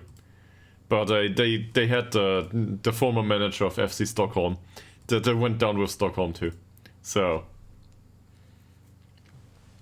it's a case of Silicon Valley Bank risk management. Apparently, if somebody is entirely incapable to do his job, you hire him for the same job once more in another company. That's how it works. So he's suspiciable to injuries. He isn't a bad striker, strictly speaking. The wage requirements are okay-ish, but for us, I don't think he will do. No, I don't think so. So he goes to the not interested list. This guy is on trial with us right now. Apparently better than our current goalkeepers. I don't know why. Because command of area and communication are absurdly bad. I have no idea. Let's see what the trial brings. But I don't think this is acceptable. He's a left-footed guy, that's okay. Good pace, good acceleration, really good stamina. And then there's some concerning areas of the game with him. Anticipation's not good, composure's no good, decision making is bad, flair is decent, off the ball movement is decent. Teamwork, vision and work rate are absurdly bad for a 22-year-old. And he knocks the ball past the opponent, because he's a bit faster and his dribbling skill allows him to run with the ball. I don't think this is viable. He has been in excellent form, though. Yeah, well, who cares? I still don't want him. Who are you? He's on trial with Sandvikens, if I'm not mistaken. And overall, I don't think he's good enough. That's it. End of debate. Patrick Brandt Erlandsson. Does anybody remember Patrick Brandt Erlandsson? No? Well, I do. That's the guy that was with Sollentuna. And he's been listed for loan. He's on a shortlist for a reason. But the thing is, he's not even interested in coming over for loan with us. And he's, look at that, between 250 and 800k at this point. They list him for loan though. We need to follow this guy. Because in case he gets released at 22, I will definitely try to poach him. Might happen. Or we might stand a chance to sign him going forward. He'll be on the short list. Kevin Robert. Is this Robert? Robert? Robert? I'm not sure how this is pronounced. So, he's a 30-year-old. We don't need a 30-year-old, especially not as a right wing back. Adam Bark.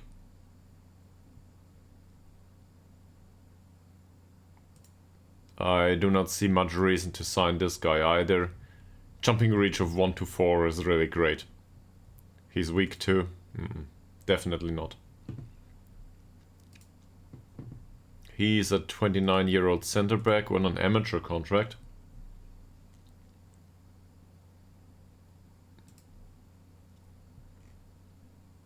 Typical Icelandic player apparently. Good long throws. No, overall he looks decent. He's Norwegian though. So, yeah. Sorry about that. He looks decent overall. He's 29 though. Fairly loyal is fine. As a personality, it's not great, but it's fine. He's an interesting choice, I'd say, but none for the future. And I think we need one for the future. He's also much too expensive. Pontus Eriksson. There's a few concerning things in here. Overall, that's better than the last guy, though. Agility's good.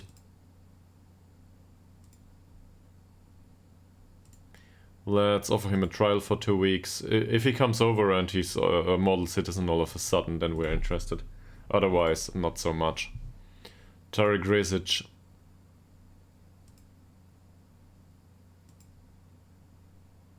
He had a lot of appearances.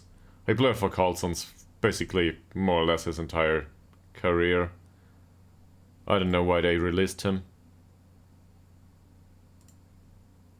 Let's offer him a trial, see what he's up for, but... He's a bit unsettled. Linne Björk.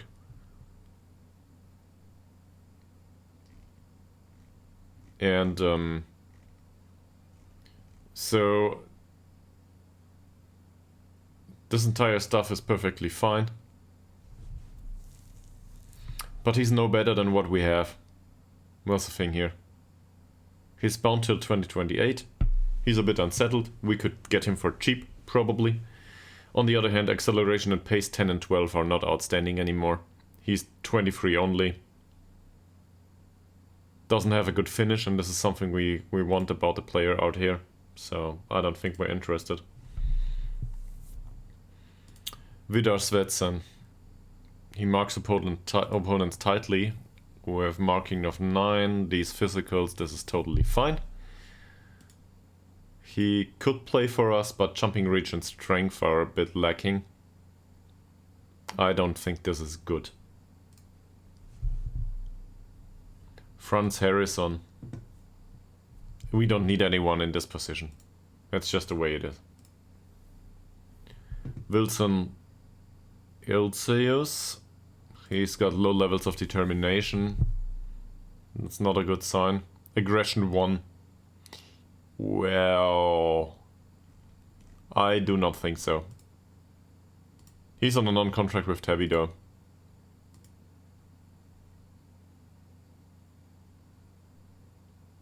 Nah. Low level of determination. Do we know anything about his media handling? He's media friendly. Alright. Let's slap this into the calculator because why not? Low determination, where is it? Oh, it's in your gen.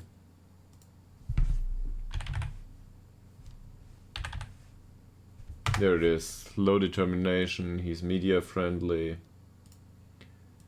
And he has a whopping 5 points of determination. That implies professionalism 5 to 20. And low ambition too. Ambition is 1 to 9. I wouldn't say this is really bad, but... so to pick him up for €6 a week is probably not a bad decision. If we want to have somebody to replace Alp out there. And he might be really cheap. That said, aggression 1 and tackling 5 are highly concerning. I don't know what to do about this. Aggression 1... He's unwilling to go where it hurts. And where he needs to be aggressive about it. He doesn't want to hurt anyone. Short, simple passes suit him just fine. Knocking the ball past the opponent, pff, it's not strictly necessary. I'm annoyed by this because there's some stuff about this player that absolutely cannot stand. Then again, I think in comparison to Alp, nah, let's not do this. I'm sorry about it, but let's not do this. He sounds like he has Greek second nationality. There it is. As a goalkeeper overall, decent. Command of area is lacking. No good idea. I don't think we need him. And he's on a highly expensive contract. Definitely not. Holmberg, fairly pro. This is interesting. But his youth contract runs out. So there's that. He's listed for loan. Jumping reach is good. He has been with Haninge his entire life.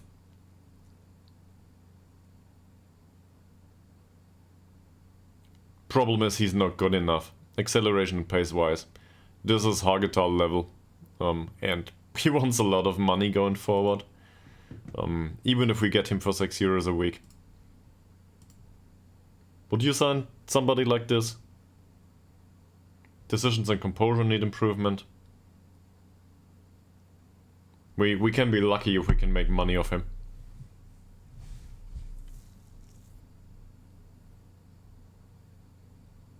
Fairly pro though.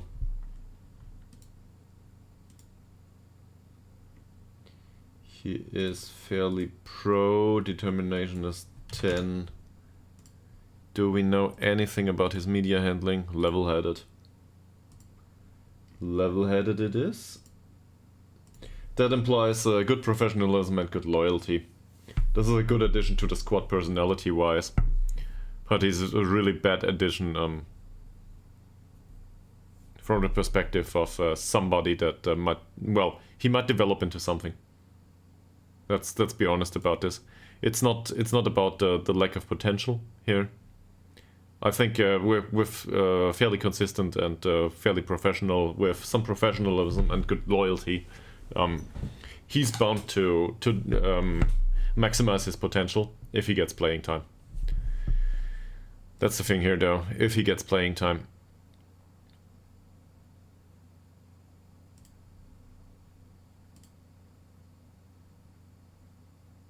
We cannot offer them to make a contribution to the wage.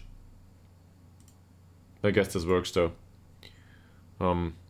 Let's try to sign him on €6 a week, and otherwise we're not interested anymore. Wallström. He's...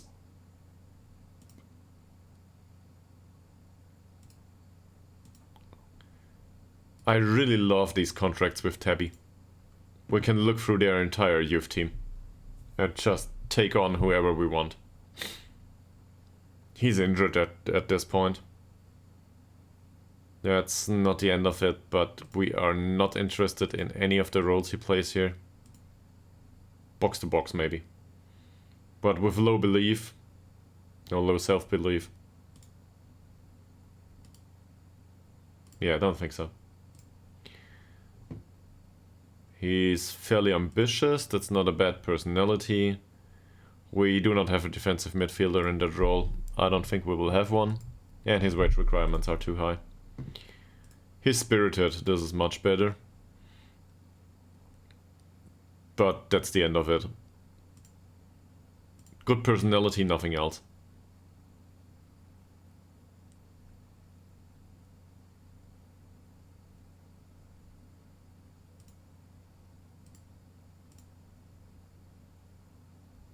This is good though. If we combine this, spirited, here it is. What did I just say? Unflappable, media friendly. Unflappable implies a high amount of resistance to pressure. Yeah. He's got good professionalism, or decent to good, really good pressure, and really good temperament. We don't know about the rest, but the personality overall is good.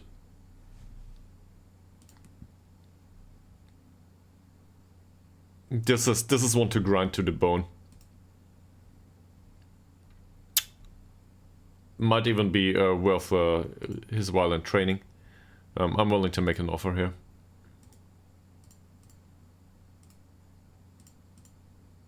Always looking for a deal, and this is not a problem here. We will not give him a youth contract, it will run out pretty soon. He'll get one of these adhesion contracts, and if he accepts it, we're happy, and if he doesn't, well, who cares? There we go. Welcome to the team.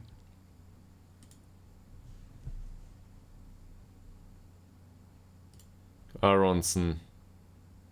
No through ball, stays back at all times. This is more or less an acceptable player. Doesn't earn much money.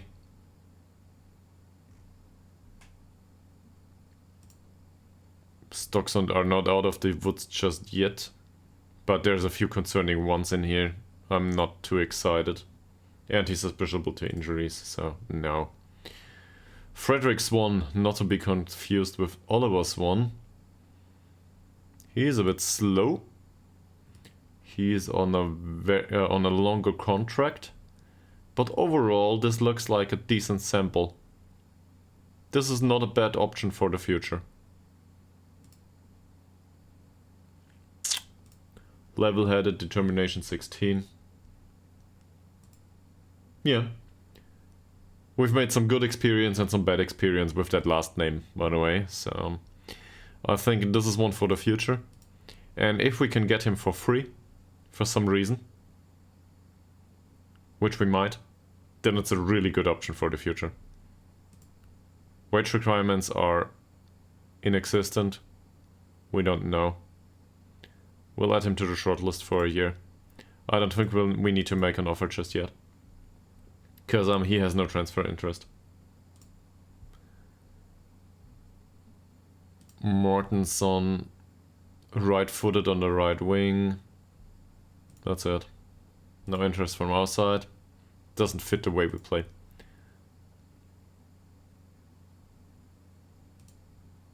This isn't bad.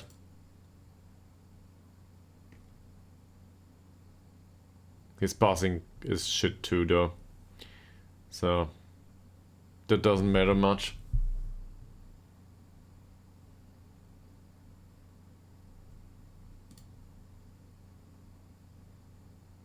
And fairly loyal is not good, not a good personality. High determination though.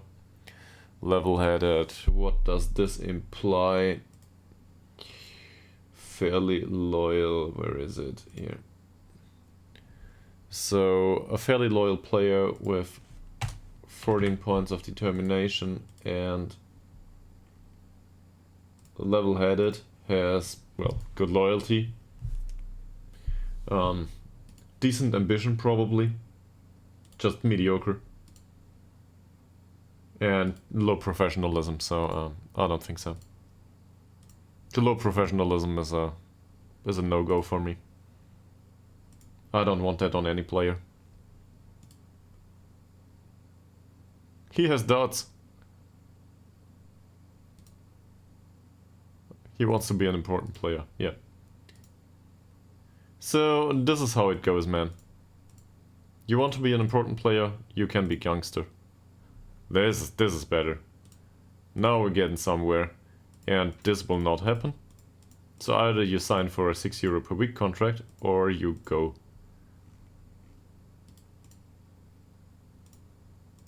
No, not after promotion. That will be fulfilled immediately. Like this. We will do it. And if you don't want that, don't waste my time. Don't waste my time. Now the press put some words in our mouth. Doesn't matter though. That's it. The next game is against Sollentuna. We absolutely need to win this one too. 5 games to go.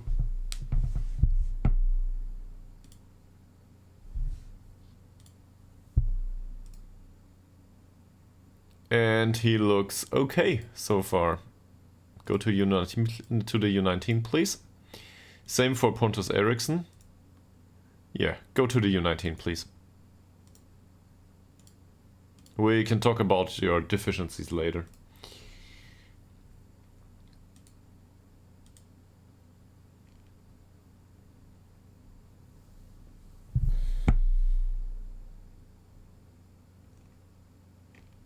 A few of the bots in chat have new names, apparently. Or there's random people in here. Welcome to the stream in case you are. Tom Leake. Who's Tom Leake? With that name you cannot be central defender. Seriously.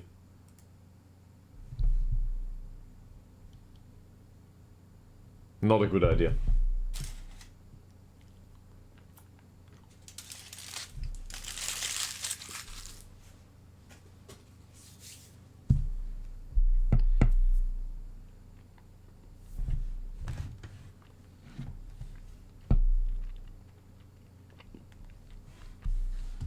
So, our performance analyst signed a new deal. Yes, is good. That's a U19 one. Manager extended. Everybody extended their contracts. That's just fine. Let's check this once more. This is a jovial central defender that we think we can mentor into something worthwhile in the first team. And he can be back up there too. He can come from the bench from time to time. He's good enough for it.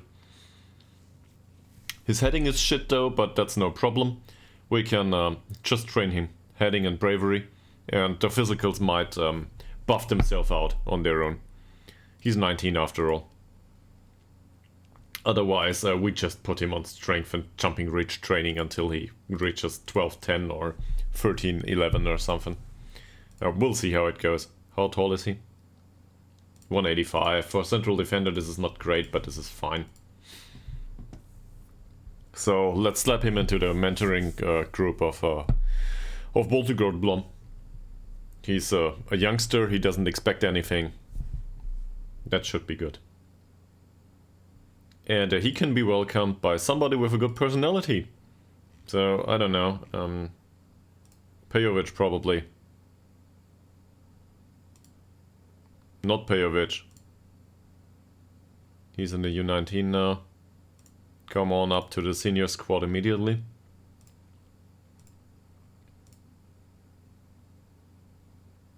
No. I just thought we paid some money for him, but we didn't. So, there's that. And he can go for aerial training immediately.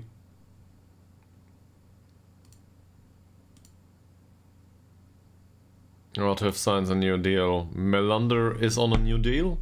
Melander is strictly here for tutoring purposes at this point.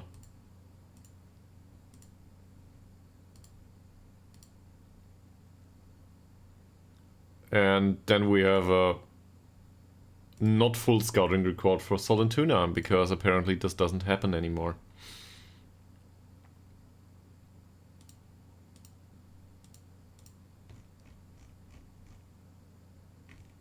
Where is he? There he is.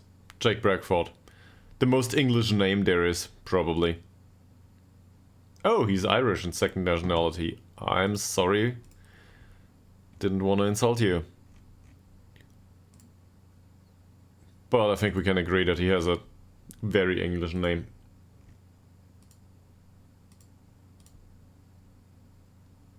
Light influence on him. That will buff itself out. There's no influence on Bosana. Okay. Is there any other mentoring group that would have had bigger influence on him? Light here too. Just for fun. Light, no, I think he needs to have personal connections with them to a degree. Or the personality needs to be a bit more similar. It isn't though. Yeah, forget about it. Let's slap him in here. Done. What happens if we remove Carlson? Nothing. Absolutely nothing. So it will remain that way.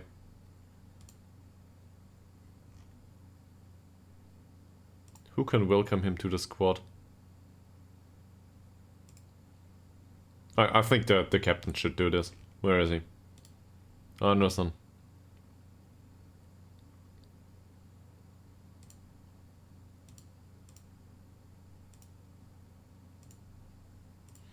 He's happy to help.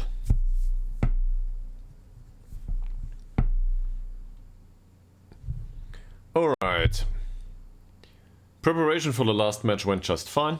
We won the match, so in that sense it's a success. We have no idea if this is related to the specific training we did for the match, or if this is related to us playing to our best at once. Probably not at our best though, given our recent performances.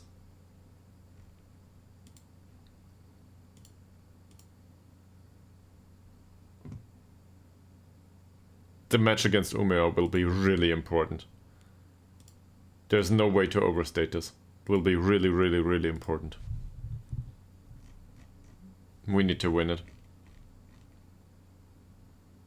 Luke Collins. Look at that. Wow. He will not have a contract with us going forward if this is the way he plays.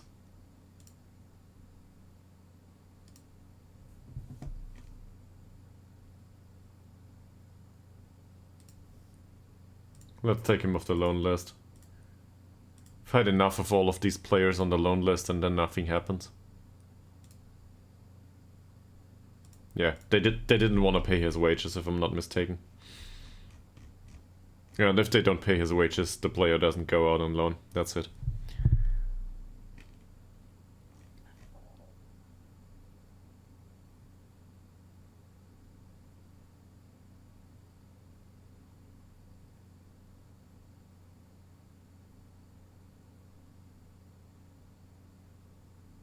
They are made available for the U19. Okay, Sollentuna. What do we deal with? 4-3-3 wide. I've never seen this formation. This is entirely new to me.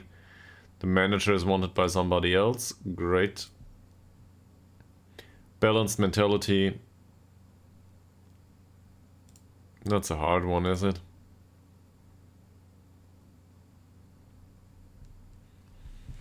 It's not bad. We might be able to keep him away from the goal most of the times. He winds up opponents. Fantastic.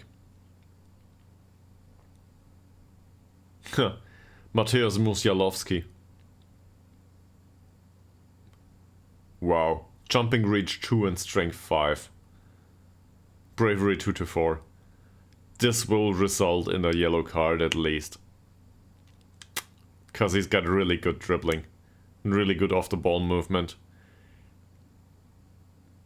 But he needs to go to the infirmary. Frisk. Same with Frisk, to a degree. At 68 kilograms and with that size, you don't belong in midfield. And if you do, you gotta suffer for it. Arapovic, this is much better from a physical perspective. Bad passing though. We might find some spots to exploit here, depending on how the lineup is at the end of the day. Also, me talking about opponents' players like this doesn't necessarily imply that our players are much better. We have the same weaknesses. We just need to exploit theirs.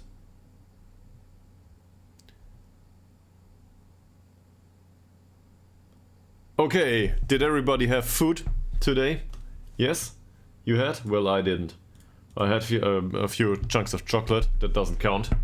So, I will go to the kitchen, put something in the microwave, hopefully let this process for a bit along the way, and I'll be back in a minute or two with food.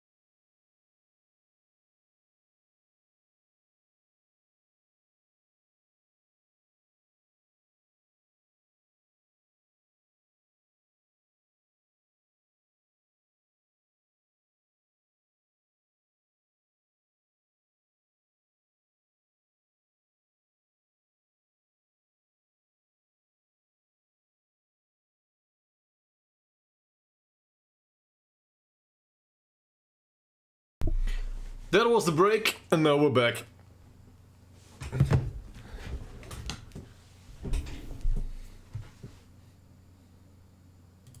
Where's Perron, by the way? Perron's not around. So, yeah. No warnings about Ramadan this day. Alright. Per Baltical Blom extended his contract. At this point, he is not much than a mentor for the youth team. Wonderful. He might also... I guess he might adapt to new circumstances and to be a staff member going forward, but apparently he doesn't see this as a viable option for his career just yet. There's a lot of stuff to go through here. And then we have this young guy, you remember him, Spirited. He will be slapped into one of the mentoring groups immediately. Probably the one that winds up opponents, because they're the leader Spirited too. So that might help him. Then he can learn how to wind up opponents, and afterwards he can get some professionalism. That's the plan. And then he might just develop, or he doesn't. Doesn't matter. Hopefully we can sell him on though.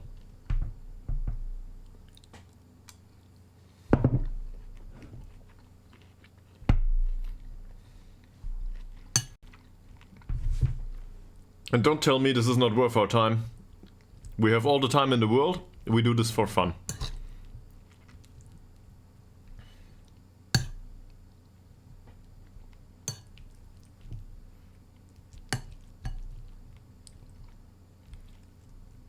What's for dinner with you?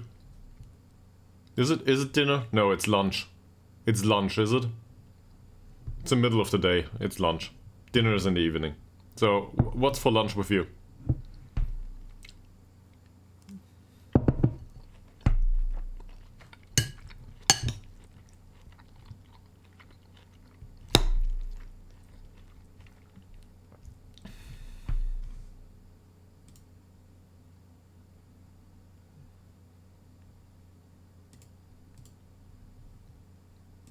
Apparently nobody wants to share their lunch plans, so I'm gonna enjoy my own, on my own.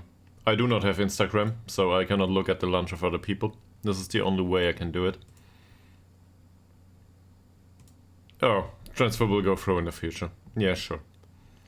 Great, he'll be 20 at this point, but who cares?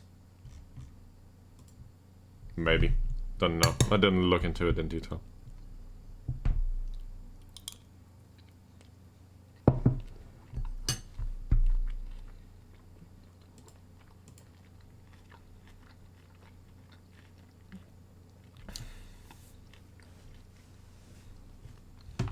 You haven't eaten anything yet.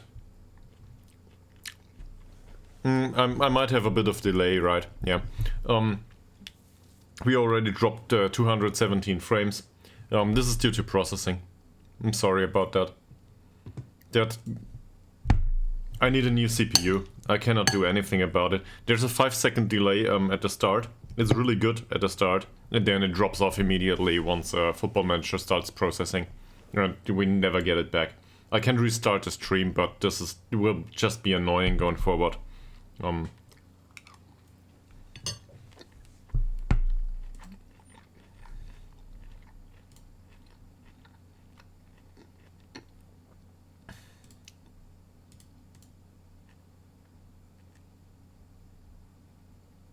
He can go off the short list. But we can test it. Delay might be massive. So in case you're willing to do this, we will do it like this. 5 to 10 seconds. Yeah, okay. But we can test it in case you're around.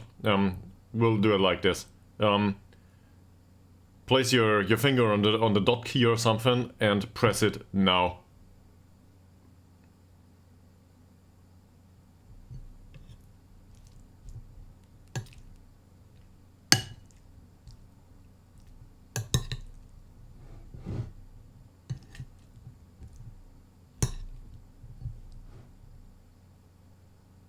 Well, okay, you said you gotta send a message. But anyway, it's like 25 seconds at this point. This worked out just fine. Nah. Perfect. I wanted to test the delay. Can you send me a message now?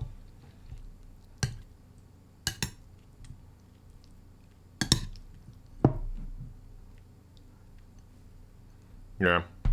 So I don't know. If hey was the message, then it's 5 to 10 seconds, yes.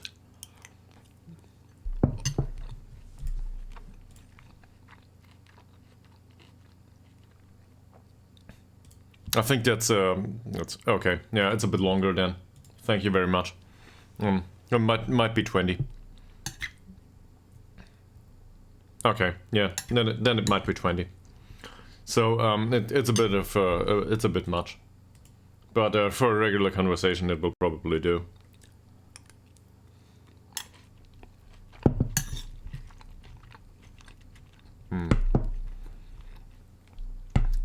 There was some massive processing at the start of the stream, and this is just what results in the delay.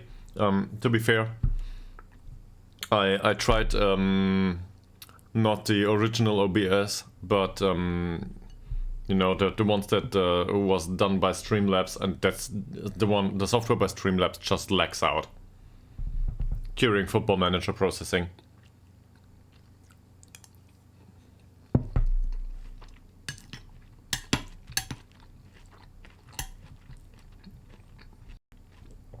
This is just bound by hardware.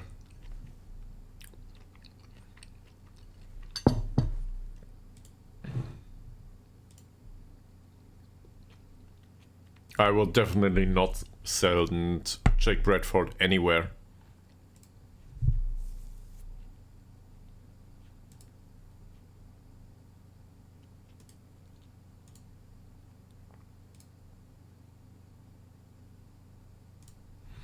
Any thoughts on this match? Let me know with a 20-second delay.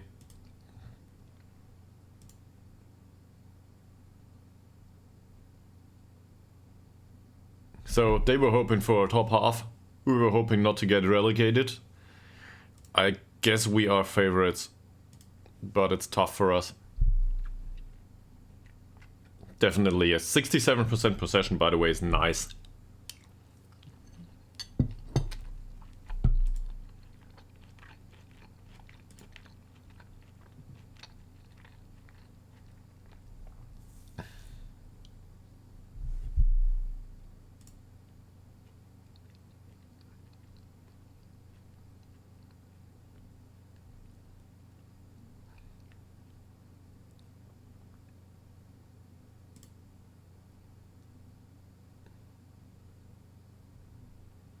They always complain about Smilovic and his lack of technical capabilities, I guess.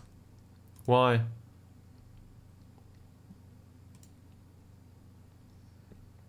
Okay, his passing is at 68%. That's not good for a central defender. But he played 9 key passes too.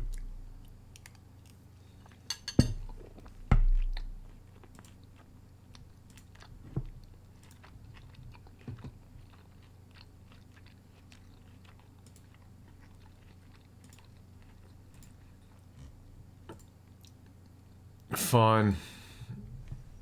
Of course we are unsure about the match. Sollentuna are a good club.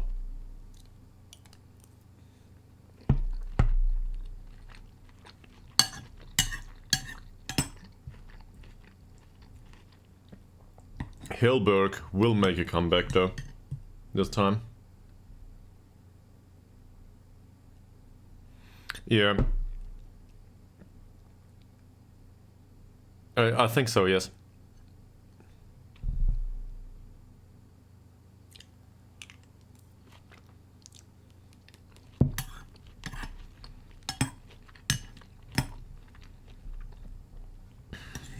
We have a chance though, I think. We have a chance.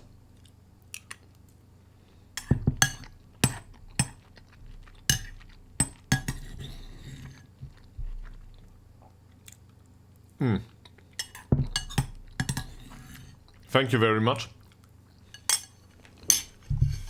We will see if the prophecy holds true.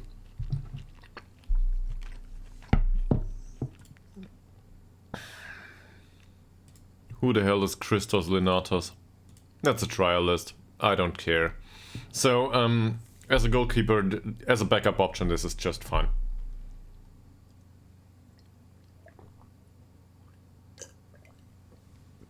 But we have 3 of those now. Backup options, that is. Need some water. I don't think Sederberg, Westberg, and whatever the Eriksson, I think the name, as of the last one. They are not worse. They are not better. This is just the level of goalkeeper that we can achieve here. That's at 28 years old. Yeah, I know Sederberg is older, but we're hopeful that Sederberg makes it to our stuff at some point. And he annoys me. Yes, I'm not happy with... This is great, by the way. So, Thomas Eriksson is our goalkeeping... No. Here he is. So, Mr. Kviva Ekskok. That's a Norwegian name. Yeah, I'm not even gonna... Whatever. He is the one... That's a goalkeeping coach. The goalkeeping coach reports that one of the players that he coaches is unhappy with the standard of goalkeeping coaching. Repeatedly. He must have a really good day. Kvia Egeskog. Because apparently he gets told all the time that he's a shitty coach. Wonderful. I don't care. Alex Witzel is manager at Crystal Palace now. Great. And he won some sort of award that I don't care about. Who would need to improve his coaching quality?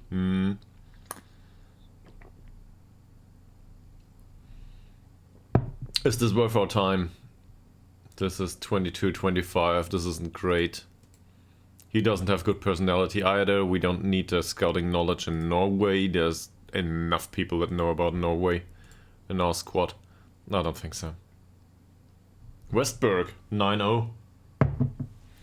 Westberg on a 9.0 rating. Eriksson on a...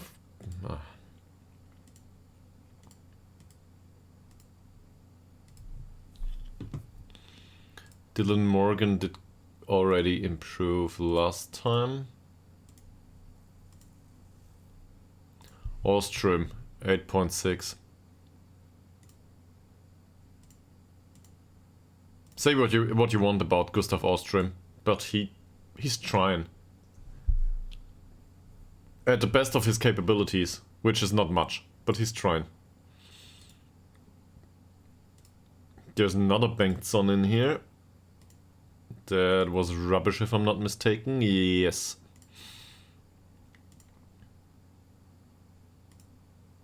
Tobias Palm is one that trains really well overall, if I'm not mistaken. He was, well, he's balanced now. I think he was fairly pro previously. But, yeah, it's quite obvious that he will not make it. And Robin Eriksson trained well too. This happens from time to time. Again, that's one of these players that is trying really hard, but there's no development to be had here. Not to speak of, at least. That, or the first team develops too much. That might also be the case. Yeah, it's always something that can happen, that the first team just outpaces the youngsters, and then... Usually they should stand a chance and develop much faster than the first team. But if you've got a lot of youngsters in the first team, well, then the real youth team has a problem, right?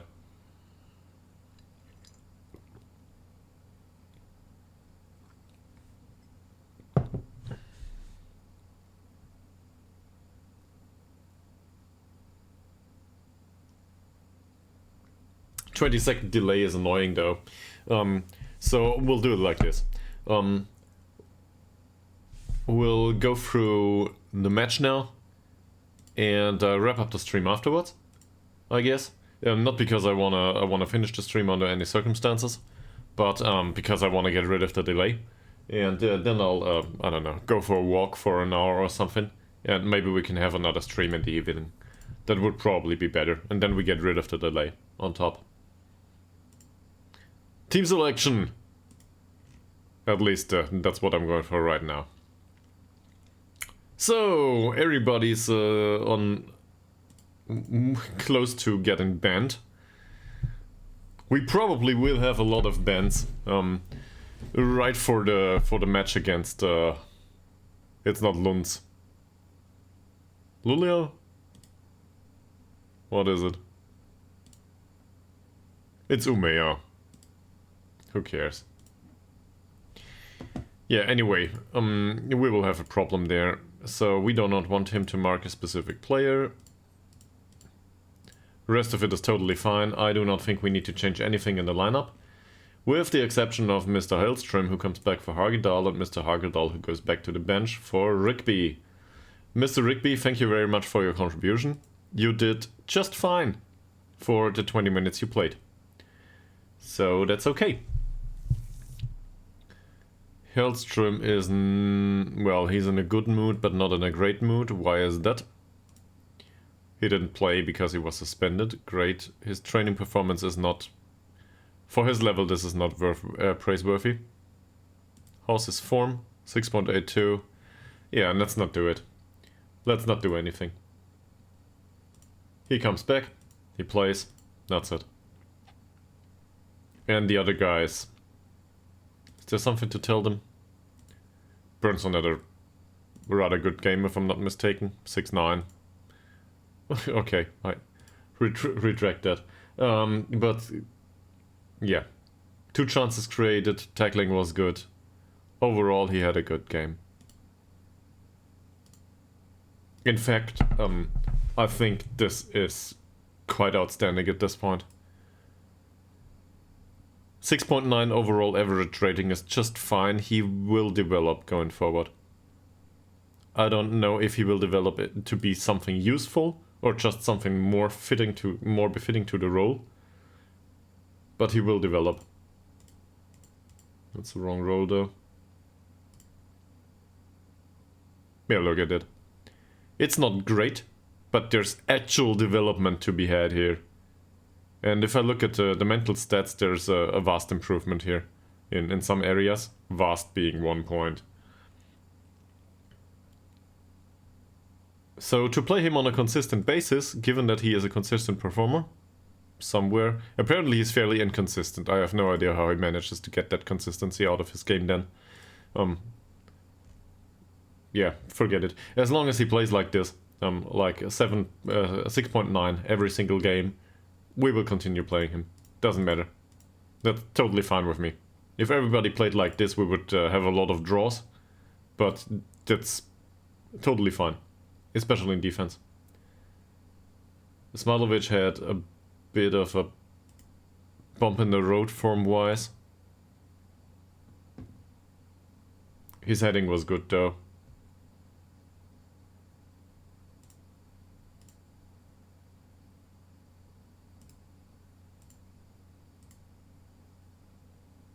Hellström didn't play. Dirk 6.4 isn't great, is it?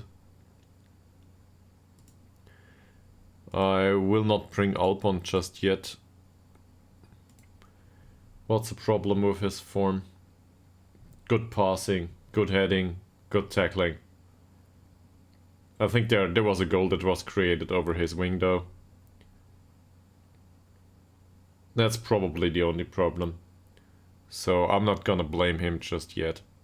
Let's tell him that his tackling was good and that's it. Go on, Dirk. Go on.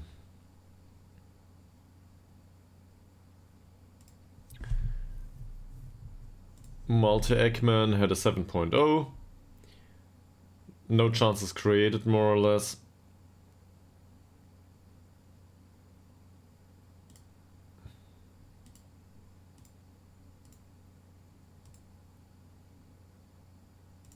Nathan Lowe might have scored a goal. No, he had an assist. That's okay-ish though. We do not want to expect too much of him, and his passing completion overall has been good. So let's praise the passing.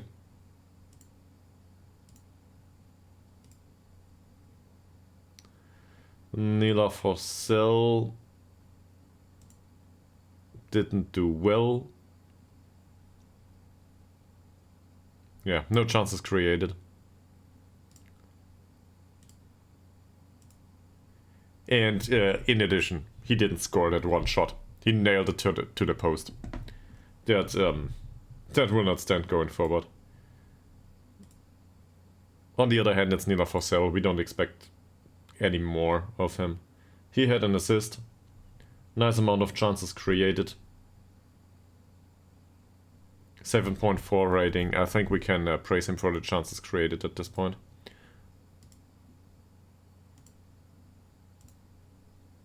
Great, August, great. Dylan Morgan scored a wonderful goal. He's in perfect morale. And then there's Woldsson who labored one in. Yeah. 24 out of 28 passes. This is totally fine. 30 headers, 5-1. That tells us something about the fact that we should not go for headers towards him. Well, yes and no. Nila Forsell is a club legend to me. I'll show you in a second. So his passing was good. Let's praise that. Nila Forsell has been with the club forever. He's our box-to-box midfielder. There is one season here where we had no, it's not that one. I think in this season or in that one, we had Mr. Torbjörn or something like this, who played as a box-to-box midfielder. But in that season, Oliver Swan was annoyed, and whilst he still was with the club, Nila Forsell still made it to 24 games. So he plays every single season like this. And the thing is, if you look at the performances, he plays like this every single season is also entirely applicable to his performances.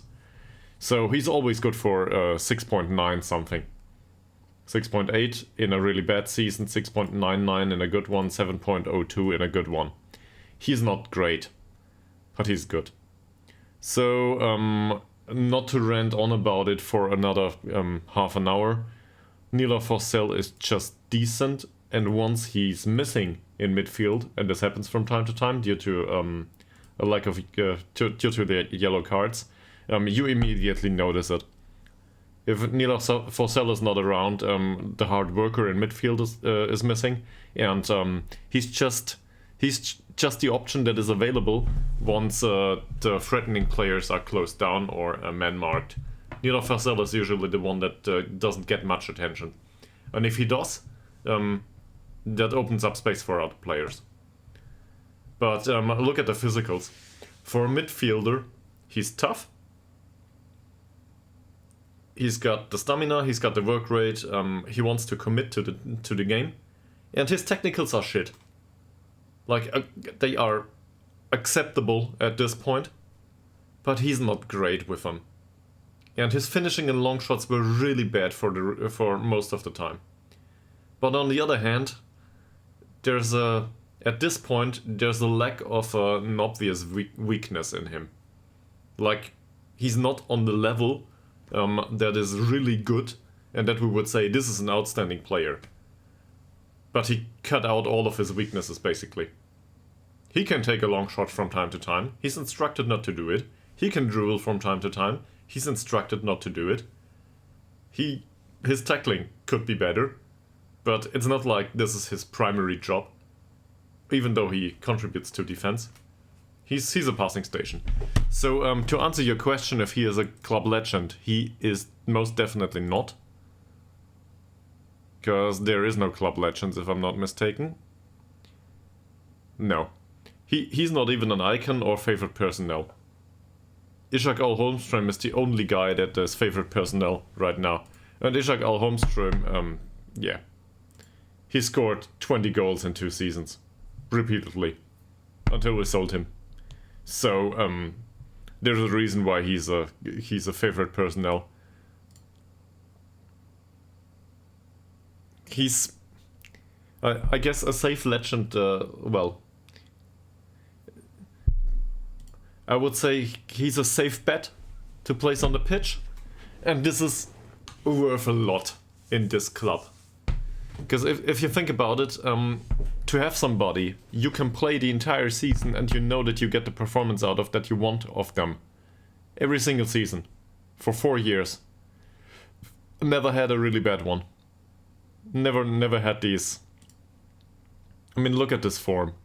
There's a few concerning games here and there from time to time. There's 6.6 and a 6.5 here, and a 6.7. There's a 6.3. That's it. He's never had a 5 point something game. He does score from time to time though, and he does provide assists from time to time, and he contributes in defense. So I'm really happy with that. That's all there is to it with Nila Fossell. I'm really happy with that, and I tried to replace him for a lot of time. Like I was looking for a replacement. At this point, I've given up. It's not like I will not sign anyone that replaces him, but whoever comes in will not be that consistent. And he's not even a consistent player, if I'm not mistaken. Oh yeah, he is. He's fairly consistent at this point. He doesn't have great personality, fairly sporting as shit. But he's good enough for us. Okay. He winds up opponents and he's rather dangerous. I do not know what to do about this guy.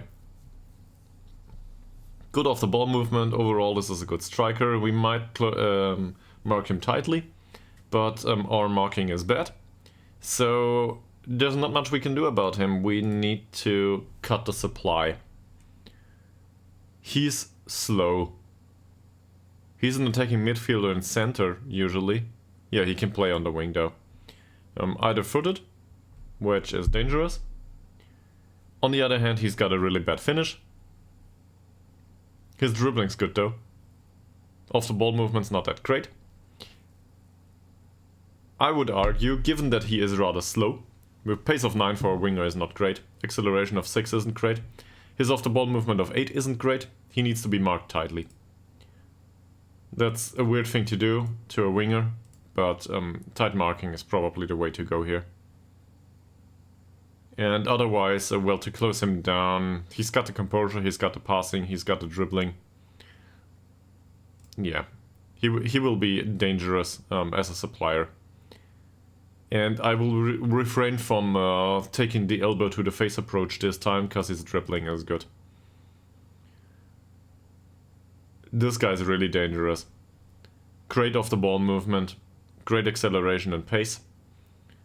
Anticipation is a bit lacking. Good flair, good finishing, good dribbling. Right-footed, he will run down the wing.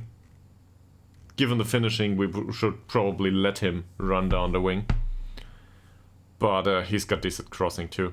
He's dangerous, he needs to be closed down, at least. And with that dribbling, just look at it. Jumping reach 2 and strength 5 and bravery 2 to 4. This demands that we tackle him off the pitch, but with that dribbling this is really dangerous for us too. So we will not do it. I hate this.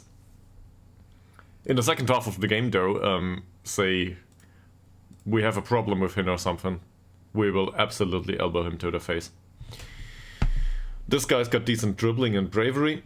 Strength and jumping reach aren't great. He's got bad off the ball movement. This is the case for a tight mark.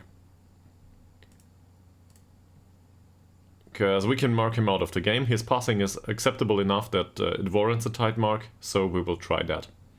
Overall, this is not a bad player, by the way. I wouldn't say I'm interested in signing him, but he looks like a development option. Ahmed Turay, I remember. This guy's a beast. From a physical perspective. Not that many weaknesses.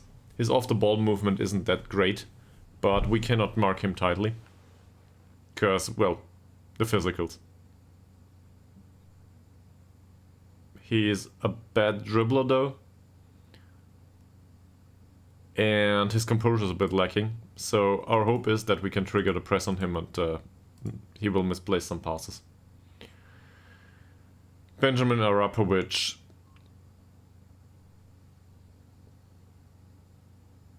Bad passing, bad off-the-ball movement. I do not think this is it is a good idea to mark him tightly due to the physical circumstances. He's more of a defensive player, and if we close him down and trigger a press on him, that will probably suffice. Did I forget any weak feet? I did not. I did not. Frederick Swan. He's slow, so hopefully we can exploit that. We've got really fast guys out here. So he's a central defender. He doesn't belong there. That's just the way it is. He knows how to play there though. So maybe that's okay, maybe it is not. We will see. Lindahl, he's got a weak foot, so let's show him onto the weak foot. And with central defenders, I don't think it's viable to press them specifically. Not in our formation anyway. So we will go with this. And Oscar Keck, I remember, is rather dangerous. But there's not much we can do about it other than showing him to the inside. Okay. There's that. I will submit the team. And then I will need a bathroom break. I'm sorry, just for a second. I'll be back in a minute, and then we'll do the game.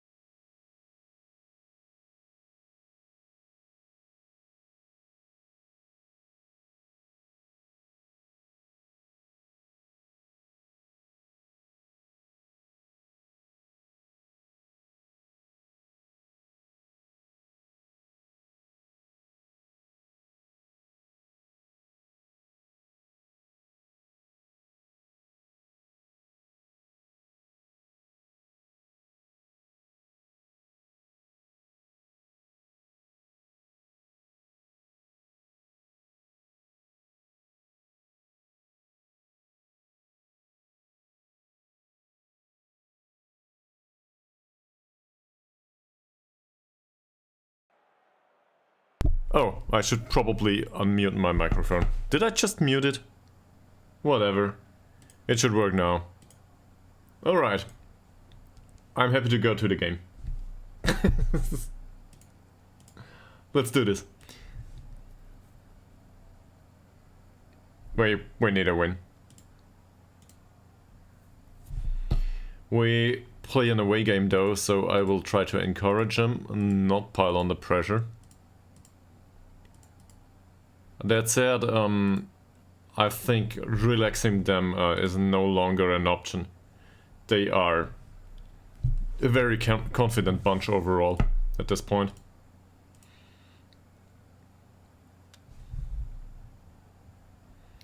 We will need to wait and see. Was it Fredland to the right this time? Yeah. Adam Hellström comes back, that's true. We're top of the league, we should win this.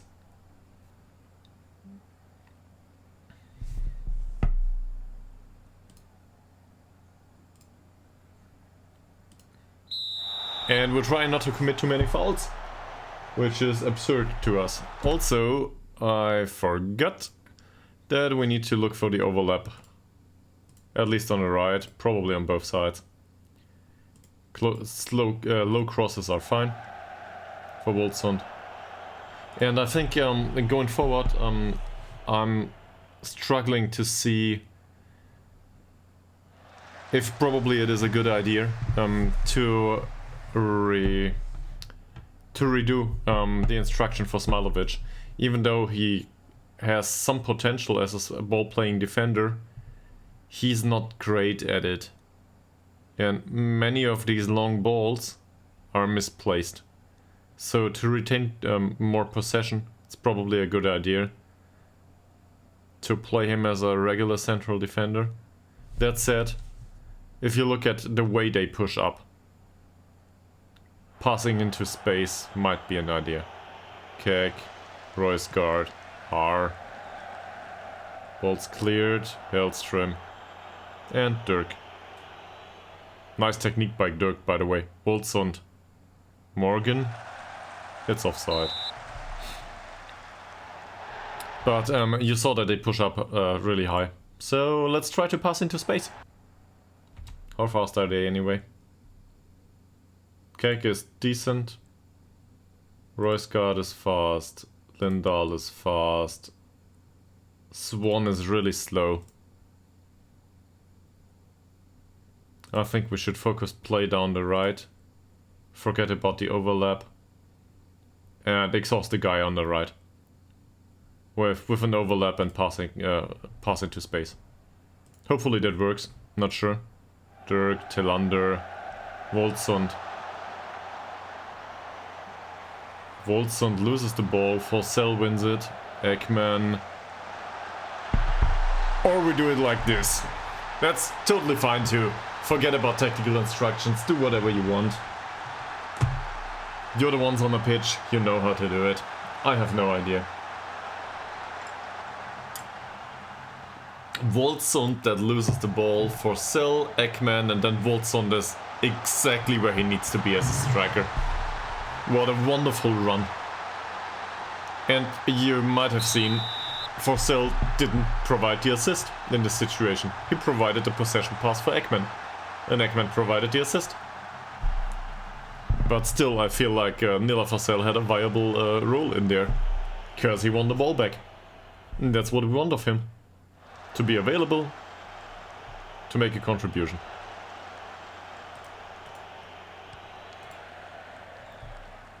A low amount of chances so far. Lindahl, Ahmed Tural, Royce guard. And there's a lot of passing from central defenders. It looks like. Hellström. They basically were battling midfield all the time.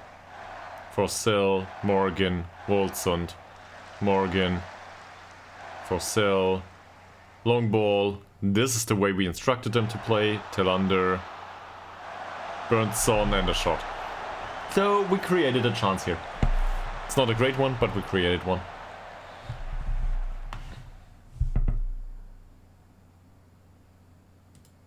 Kick, throw in, Fredland. Fredland. Westberg with creative defending, and we give away a corner. Oh, come on, Westberg, why can't you grab the ball? That's definitely an error by the goalkeeper at this point. Not great. Fredland. Hellström. Well defended. Forsell. Good clearance. Anyone needs any more praises for Nila Forsell? He will make an error this game, you'll see. Just because I'm praising him. Kek, Ahmed Tural. Royce guard. Har. And that's just a way to give away possession. Smilovic. Low. Smilovic. Berntsson. Berntsson, Tillander, low, Wolfsund. Nice short passing. Ooh, with the back of the foot. Burnson. Good ball. Voltson manages to control it. Low, till under. There's no striker in the middle. Voltson is out on the wing. Till under. Ekman and a shot. I'm not sure if Voltson should be out there, but he does just fine. Check. Fredland. Well done by Morgan. Nice ball. Possession pass. Smalovic. Low. Burnson. They didn't manage to close down Low, by the way. He evaded the pressing trap there. Till under. Burnson. Burnson. Till under, and this will be a cross. Voltson is not the one to win these though. Ekman. Till under. Second goal of the game from Mr. Markus Voltsund. He found his form at this point, just in time.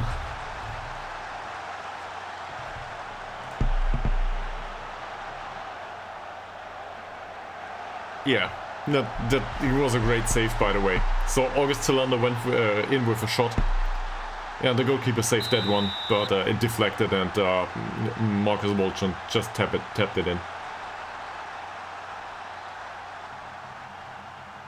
And if I look at it now, 20 minutes into the game, I make us very strong favorites to win this game.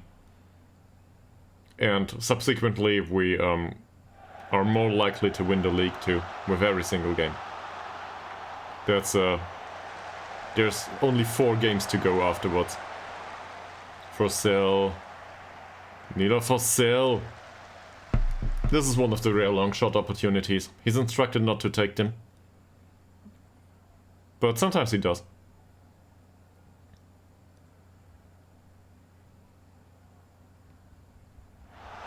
Fredland. Dirk doesn't close him down. Okay. That went over. First chance of the game for them though. Not a good one. We get a corner, taken by August Tillander. Smalovic over. That's not much. I wouldn't say we deserve 2 goals at this point, if you look at expected goals, but it's fine. And both of these were somehow... Nila Forsell loses the ball. Both of these were somehow lucky, I feel. Tillander, Ekman, Voltsund. More like labored in both cases. Nice ball. Into space. Morgan. Cross. Low. It went towards goal.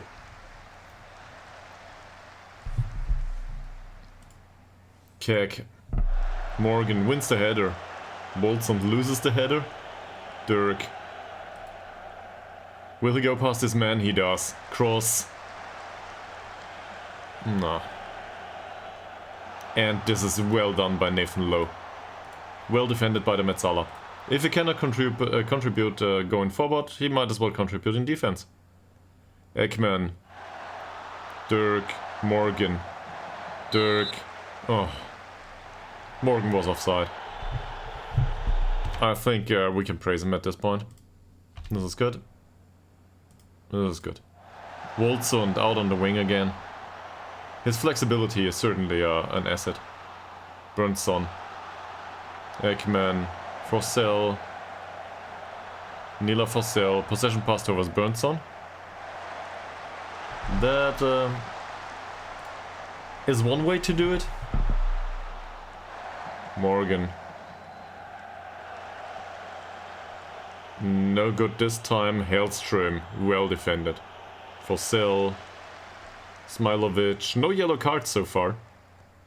Smailovic with a long ball. Tillander is much faster.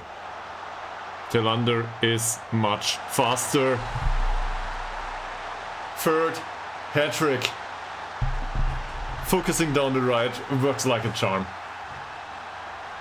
August Tillander was responsible for at least 2 out of 3 goals now. Look at it. He just runs past his man, cuts inside. And Voltsund's available in the middle. By the way, who's the other guy here? It's Morgan, who also went into the penalty area. Yeah, this is perfect.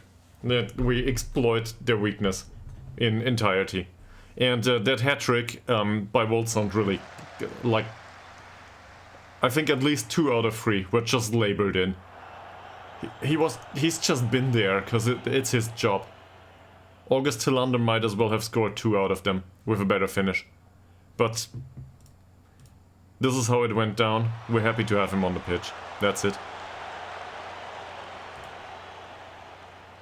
And we gotta exploit that weakness going forward the entire time. Yeah, Swan has a really bad game. Tillander, Woldsand. Could have been 4. Could have been 4. That poor Swan guy. For sale. Again. Mercilessly they exploited. This is wonderful. I've never seen that in that amount of in that magnitude, I'd say. Yeah, they've blown him away, seriously. Is there anyone that didn't play well? Yeah, Morgan didn't play well. So let's tell him. He can contribute a bit more, even though his wing is really not the one that's exploited right now. Yeah, he's inspired. Anyone that needs to be... I think Woldsand is positively chuffed, and he will probably be motivated and confident up to the last end of the hairs. So, no need praising him anymore. Maybe he can score a 4th though. Bernson, Tillander, low. Woldsand, Tillander. Interesting idea. Could have worked too. Kek, Ahmed Turay. It's Tural. Roysgaard, and not a big deal for Westberg. Smilovic, long ball for Morgan this time. That doesn't adhere to tactical instructions. Hellström, Ekman. Malte Ekman with a long ball for Dirk. That's probably offside though. Yes, it is. Let's praise the entire squad because we can.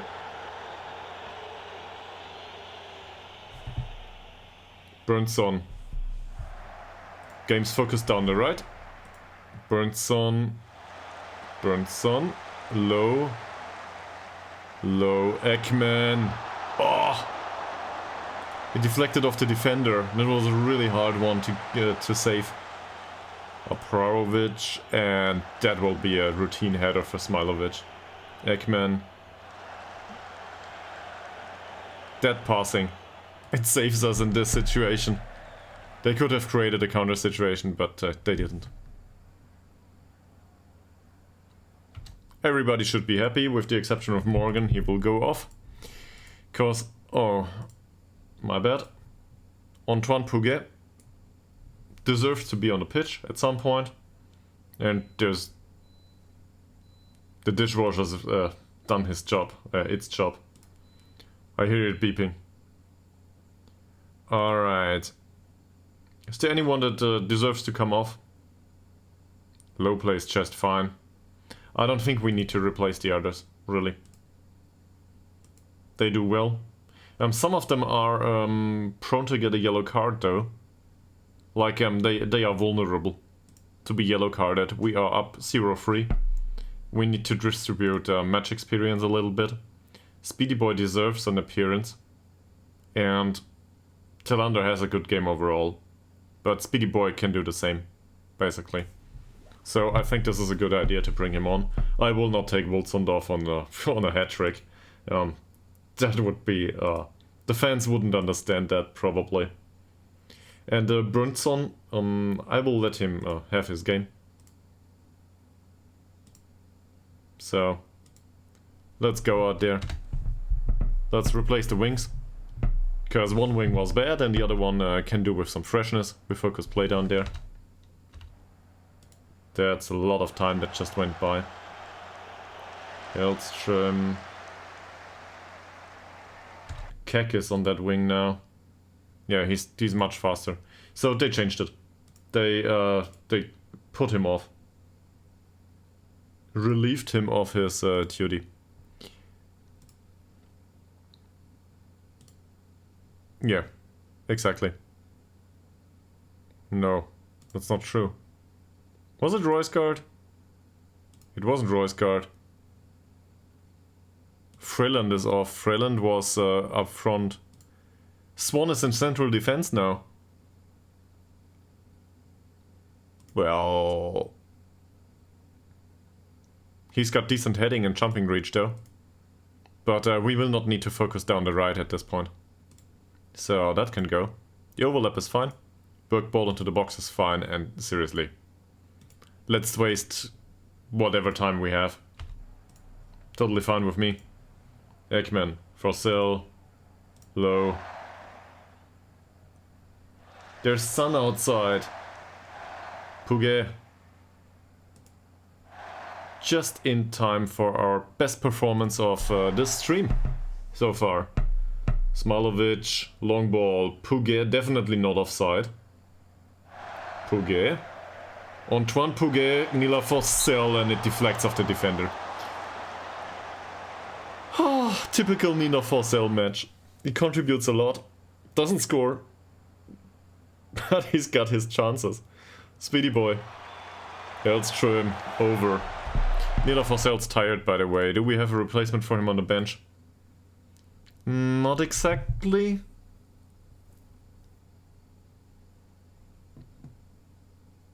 But I've got an idea.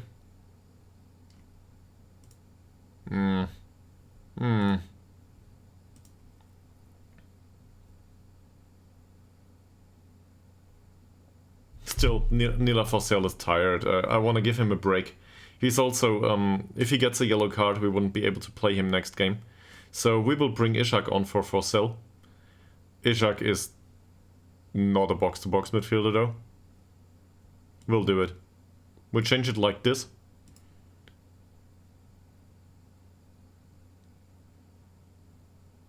And this is bullshit. So he can dribble, he can cross less often, yes. Ishak can play pressing forward, that's fine. So in a way this gives us more options. And Woldsund is acceptable in this position. He's a striker obviously, but who cares, he can play in midfield. So we'll keep him on the pitch. He's never done that in his entire career, by the way. Not for us. But to have the primary striker in midfield all of a sudden, why not? And we've got one more stoppage to do. Puget. Ekman loses the ball. Bernson wins it back. Really good performance by Bernson. Woldsund, long shot. Why not? He's a striker after all.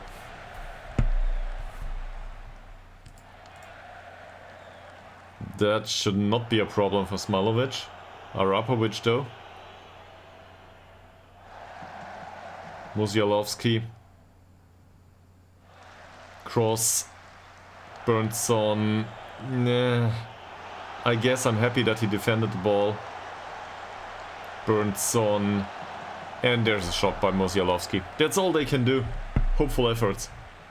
And you can see now, we've got one more stoppage. And some of the squad is exhausted. So who will we substitute? I guess Ngongo doesn't need the match practice. He's sharp. So Bernson can stay on the pitch. And the other two can come off. Smilovic is the risky passer. Hagedal isn't. So that's an easy choice. And then we have Oliver Swan left. Because Sederberg doesn't need to come on. Swan for Low. Not a bad decision, I guess. Low is also, I think, on 2 yellow cards right now, so a third would see him banned. And if somebody gets injured, we should be able to make it through the rest of the match. Musialowski for Fasic. Fasic blocked. Hagedal. No, come on, now we get an offside. Speedy Boy would have been able to do something with that. Ekman, Dirk, Hellström, wide long ball, Puget. They're still instructed to pass into space, are they? Ytterhogdals, are you willing to defend? No more passing into space.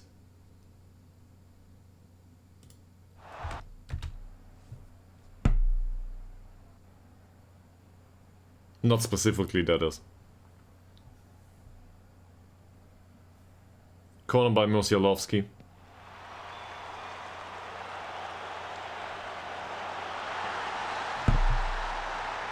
Dirk loses the header against Lindahl. Oh, why does this need to happen? Corner by Musialowski. Well defended by Hagedal this time, and Dirk just doesn't jump. He just doesn't jump. Our left defender loses his form at the end of the season. That's the second game in a row that he's, well, somehow responsible. He was on a 6.4 rating last time. I think we conceded last time over his wing too. Ekman, Woldsund, Puget, long ball. Lindahl is a defender, if I'm not mistaken. Yeah, he's a central defender. So, Musialowski with a free kick. Westberg's got it. That was dangerous though.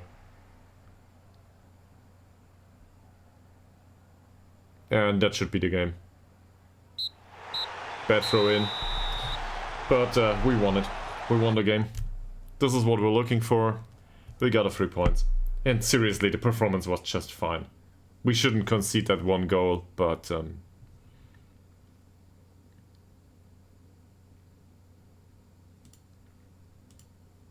was a good win. I'm not willing to criticize them. Morgan though...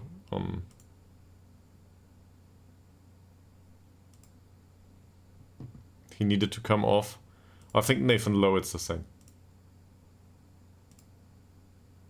He is motivated and inspired now. Dirk didn't do well. 6.7 isn't horrible though. The rest of the squad, outstanding. Especially, where is he? Woldsund. He deserves the praise.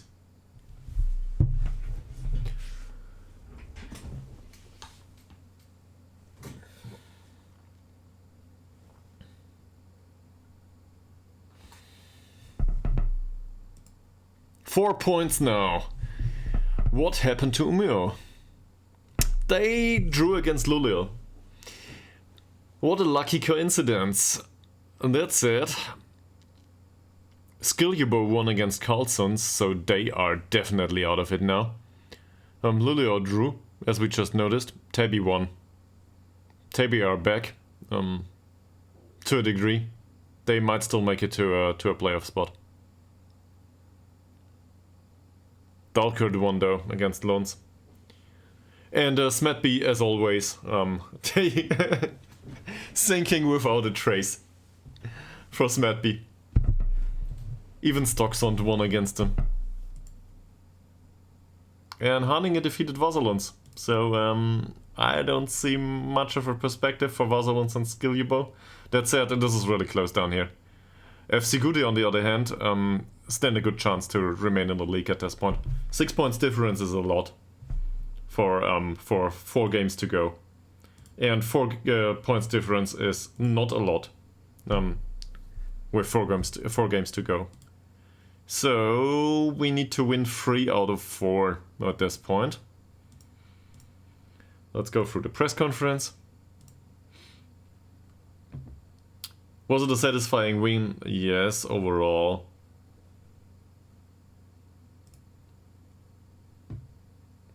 I am. He had a good game. And we had 63% of possession, that's okay. Yeah, that's all there is to it. Woldsund, perfect form now. Well, perfect form, perfect game. 9.2 is great. Could have scored a 4th though. He smashed 1 against the crossbar. Overall, this puts up his performance to 15 goals in 22 matches. Sure, it was an outlier in this game. It was really great. But overall, I think there was a debate if he can even score 10 goals. He's at 15 now. And in case you ever doubted that 9 points of finishing are just fine in case the player has anything else, he's well-rounded. He works just fine in this role. And I'm very happy to have him either as a replacement for next season or even as a primary striker. He's okay. He will not develop to be anything useful, like entirely league dominating going forward. But on the other hand, speaking of the league, let's look at the stats. Player overview. And let's look at the top goal scorer. Where is it?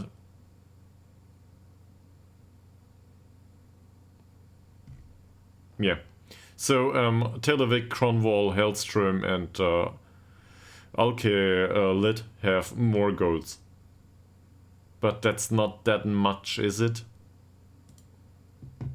And we have 2 people in here. Wolfson as well as Low. Both on 15 goals. So a combined 30 goals. Distributed over 2 strikers. That's good. Tillanders on 7 too. Actually, I'm quite surprised that there are not more players of ours within this list. That said, most of our players will be in the area of 3 to 5 goals, so they are just outside. But the midfield players scored a few goals too.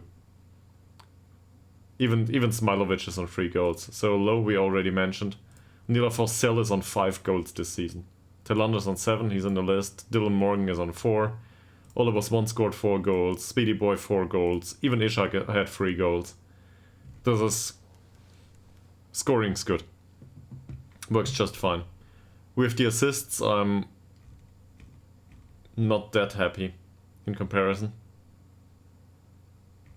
And there's not much outside of the primary squad. Per Friendson scored 1 goal. So this is strictly focused on our first team. Yeah, sure, true. So Smetby go down. That's it. No more chance to go out, get out of these spots. They go down. This means we can try to look at their squad and see if there's somebody in there that might be worth our time.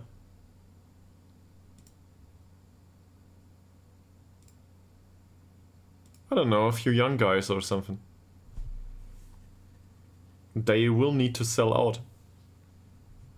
And there's young players in here.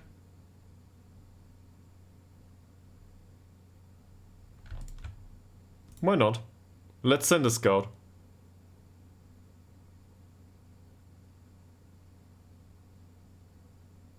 And let's scout everyone for 1 week.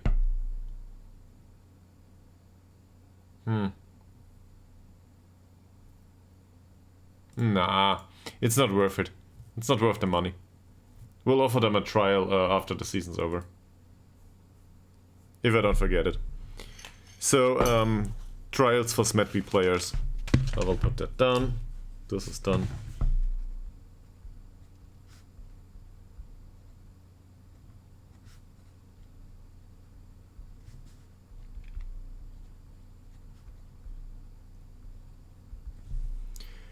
And that's it. Probably not for today, I don't know yet. But you will get notified, I guess, in case I come back online. So I'm happy to have you back. For now, I would like to thank you everyone for watching, keeping me company, good conversations, and overall having a good amount of fun playing Football Manager. And we will see each other hopefully later today. But for now, I will definitely enjoy the rare occasion of some sun on the balcony or even outside on a skateboard, depending on how much water there is on the ground. Yeah, anyway, thanks for watching. See you all later and have a nice day. Bye!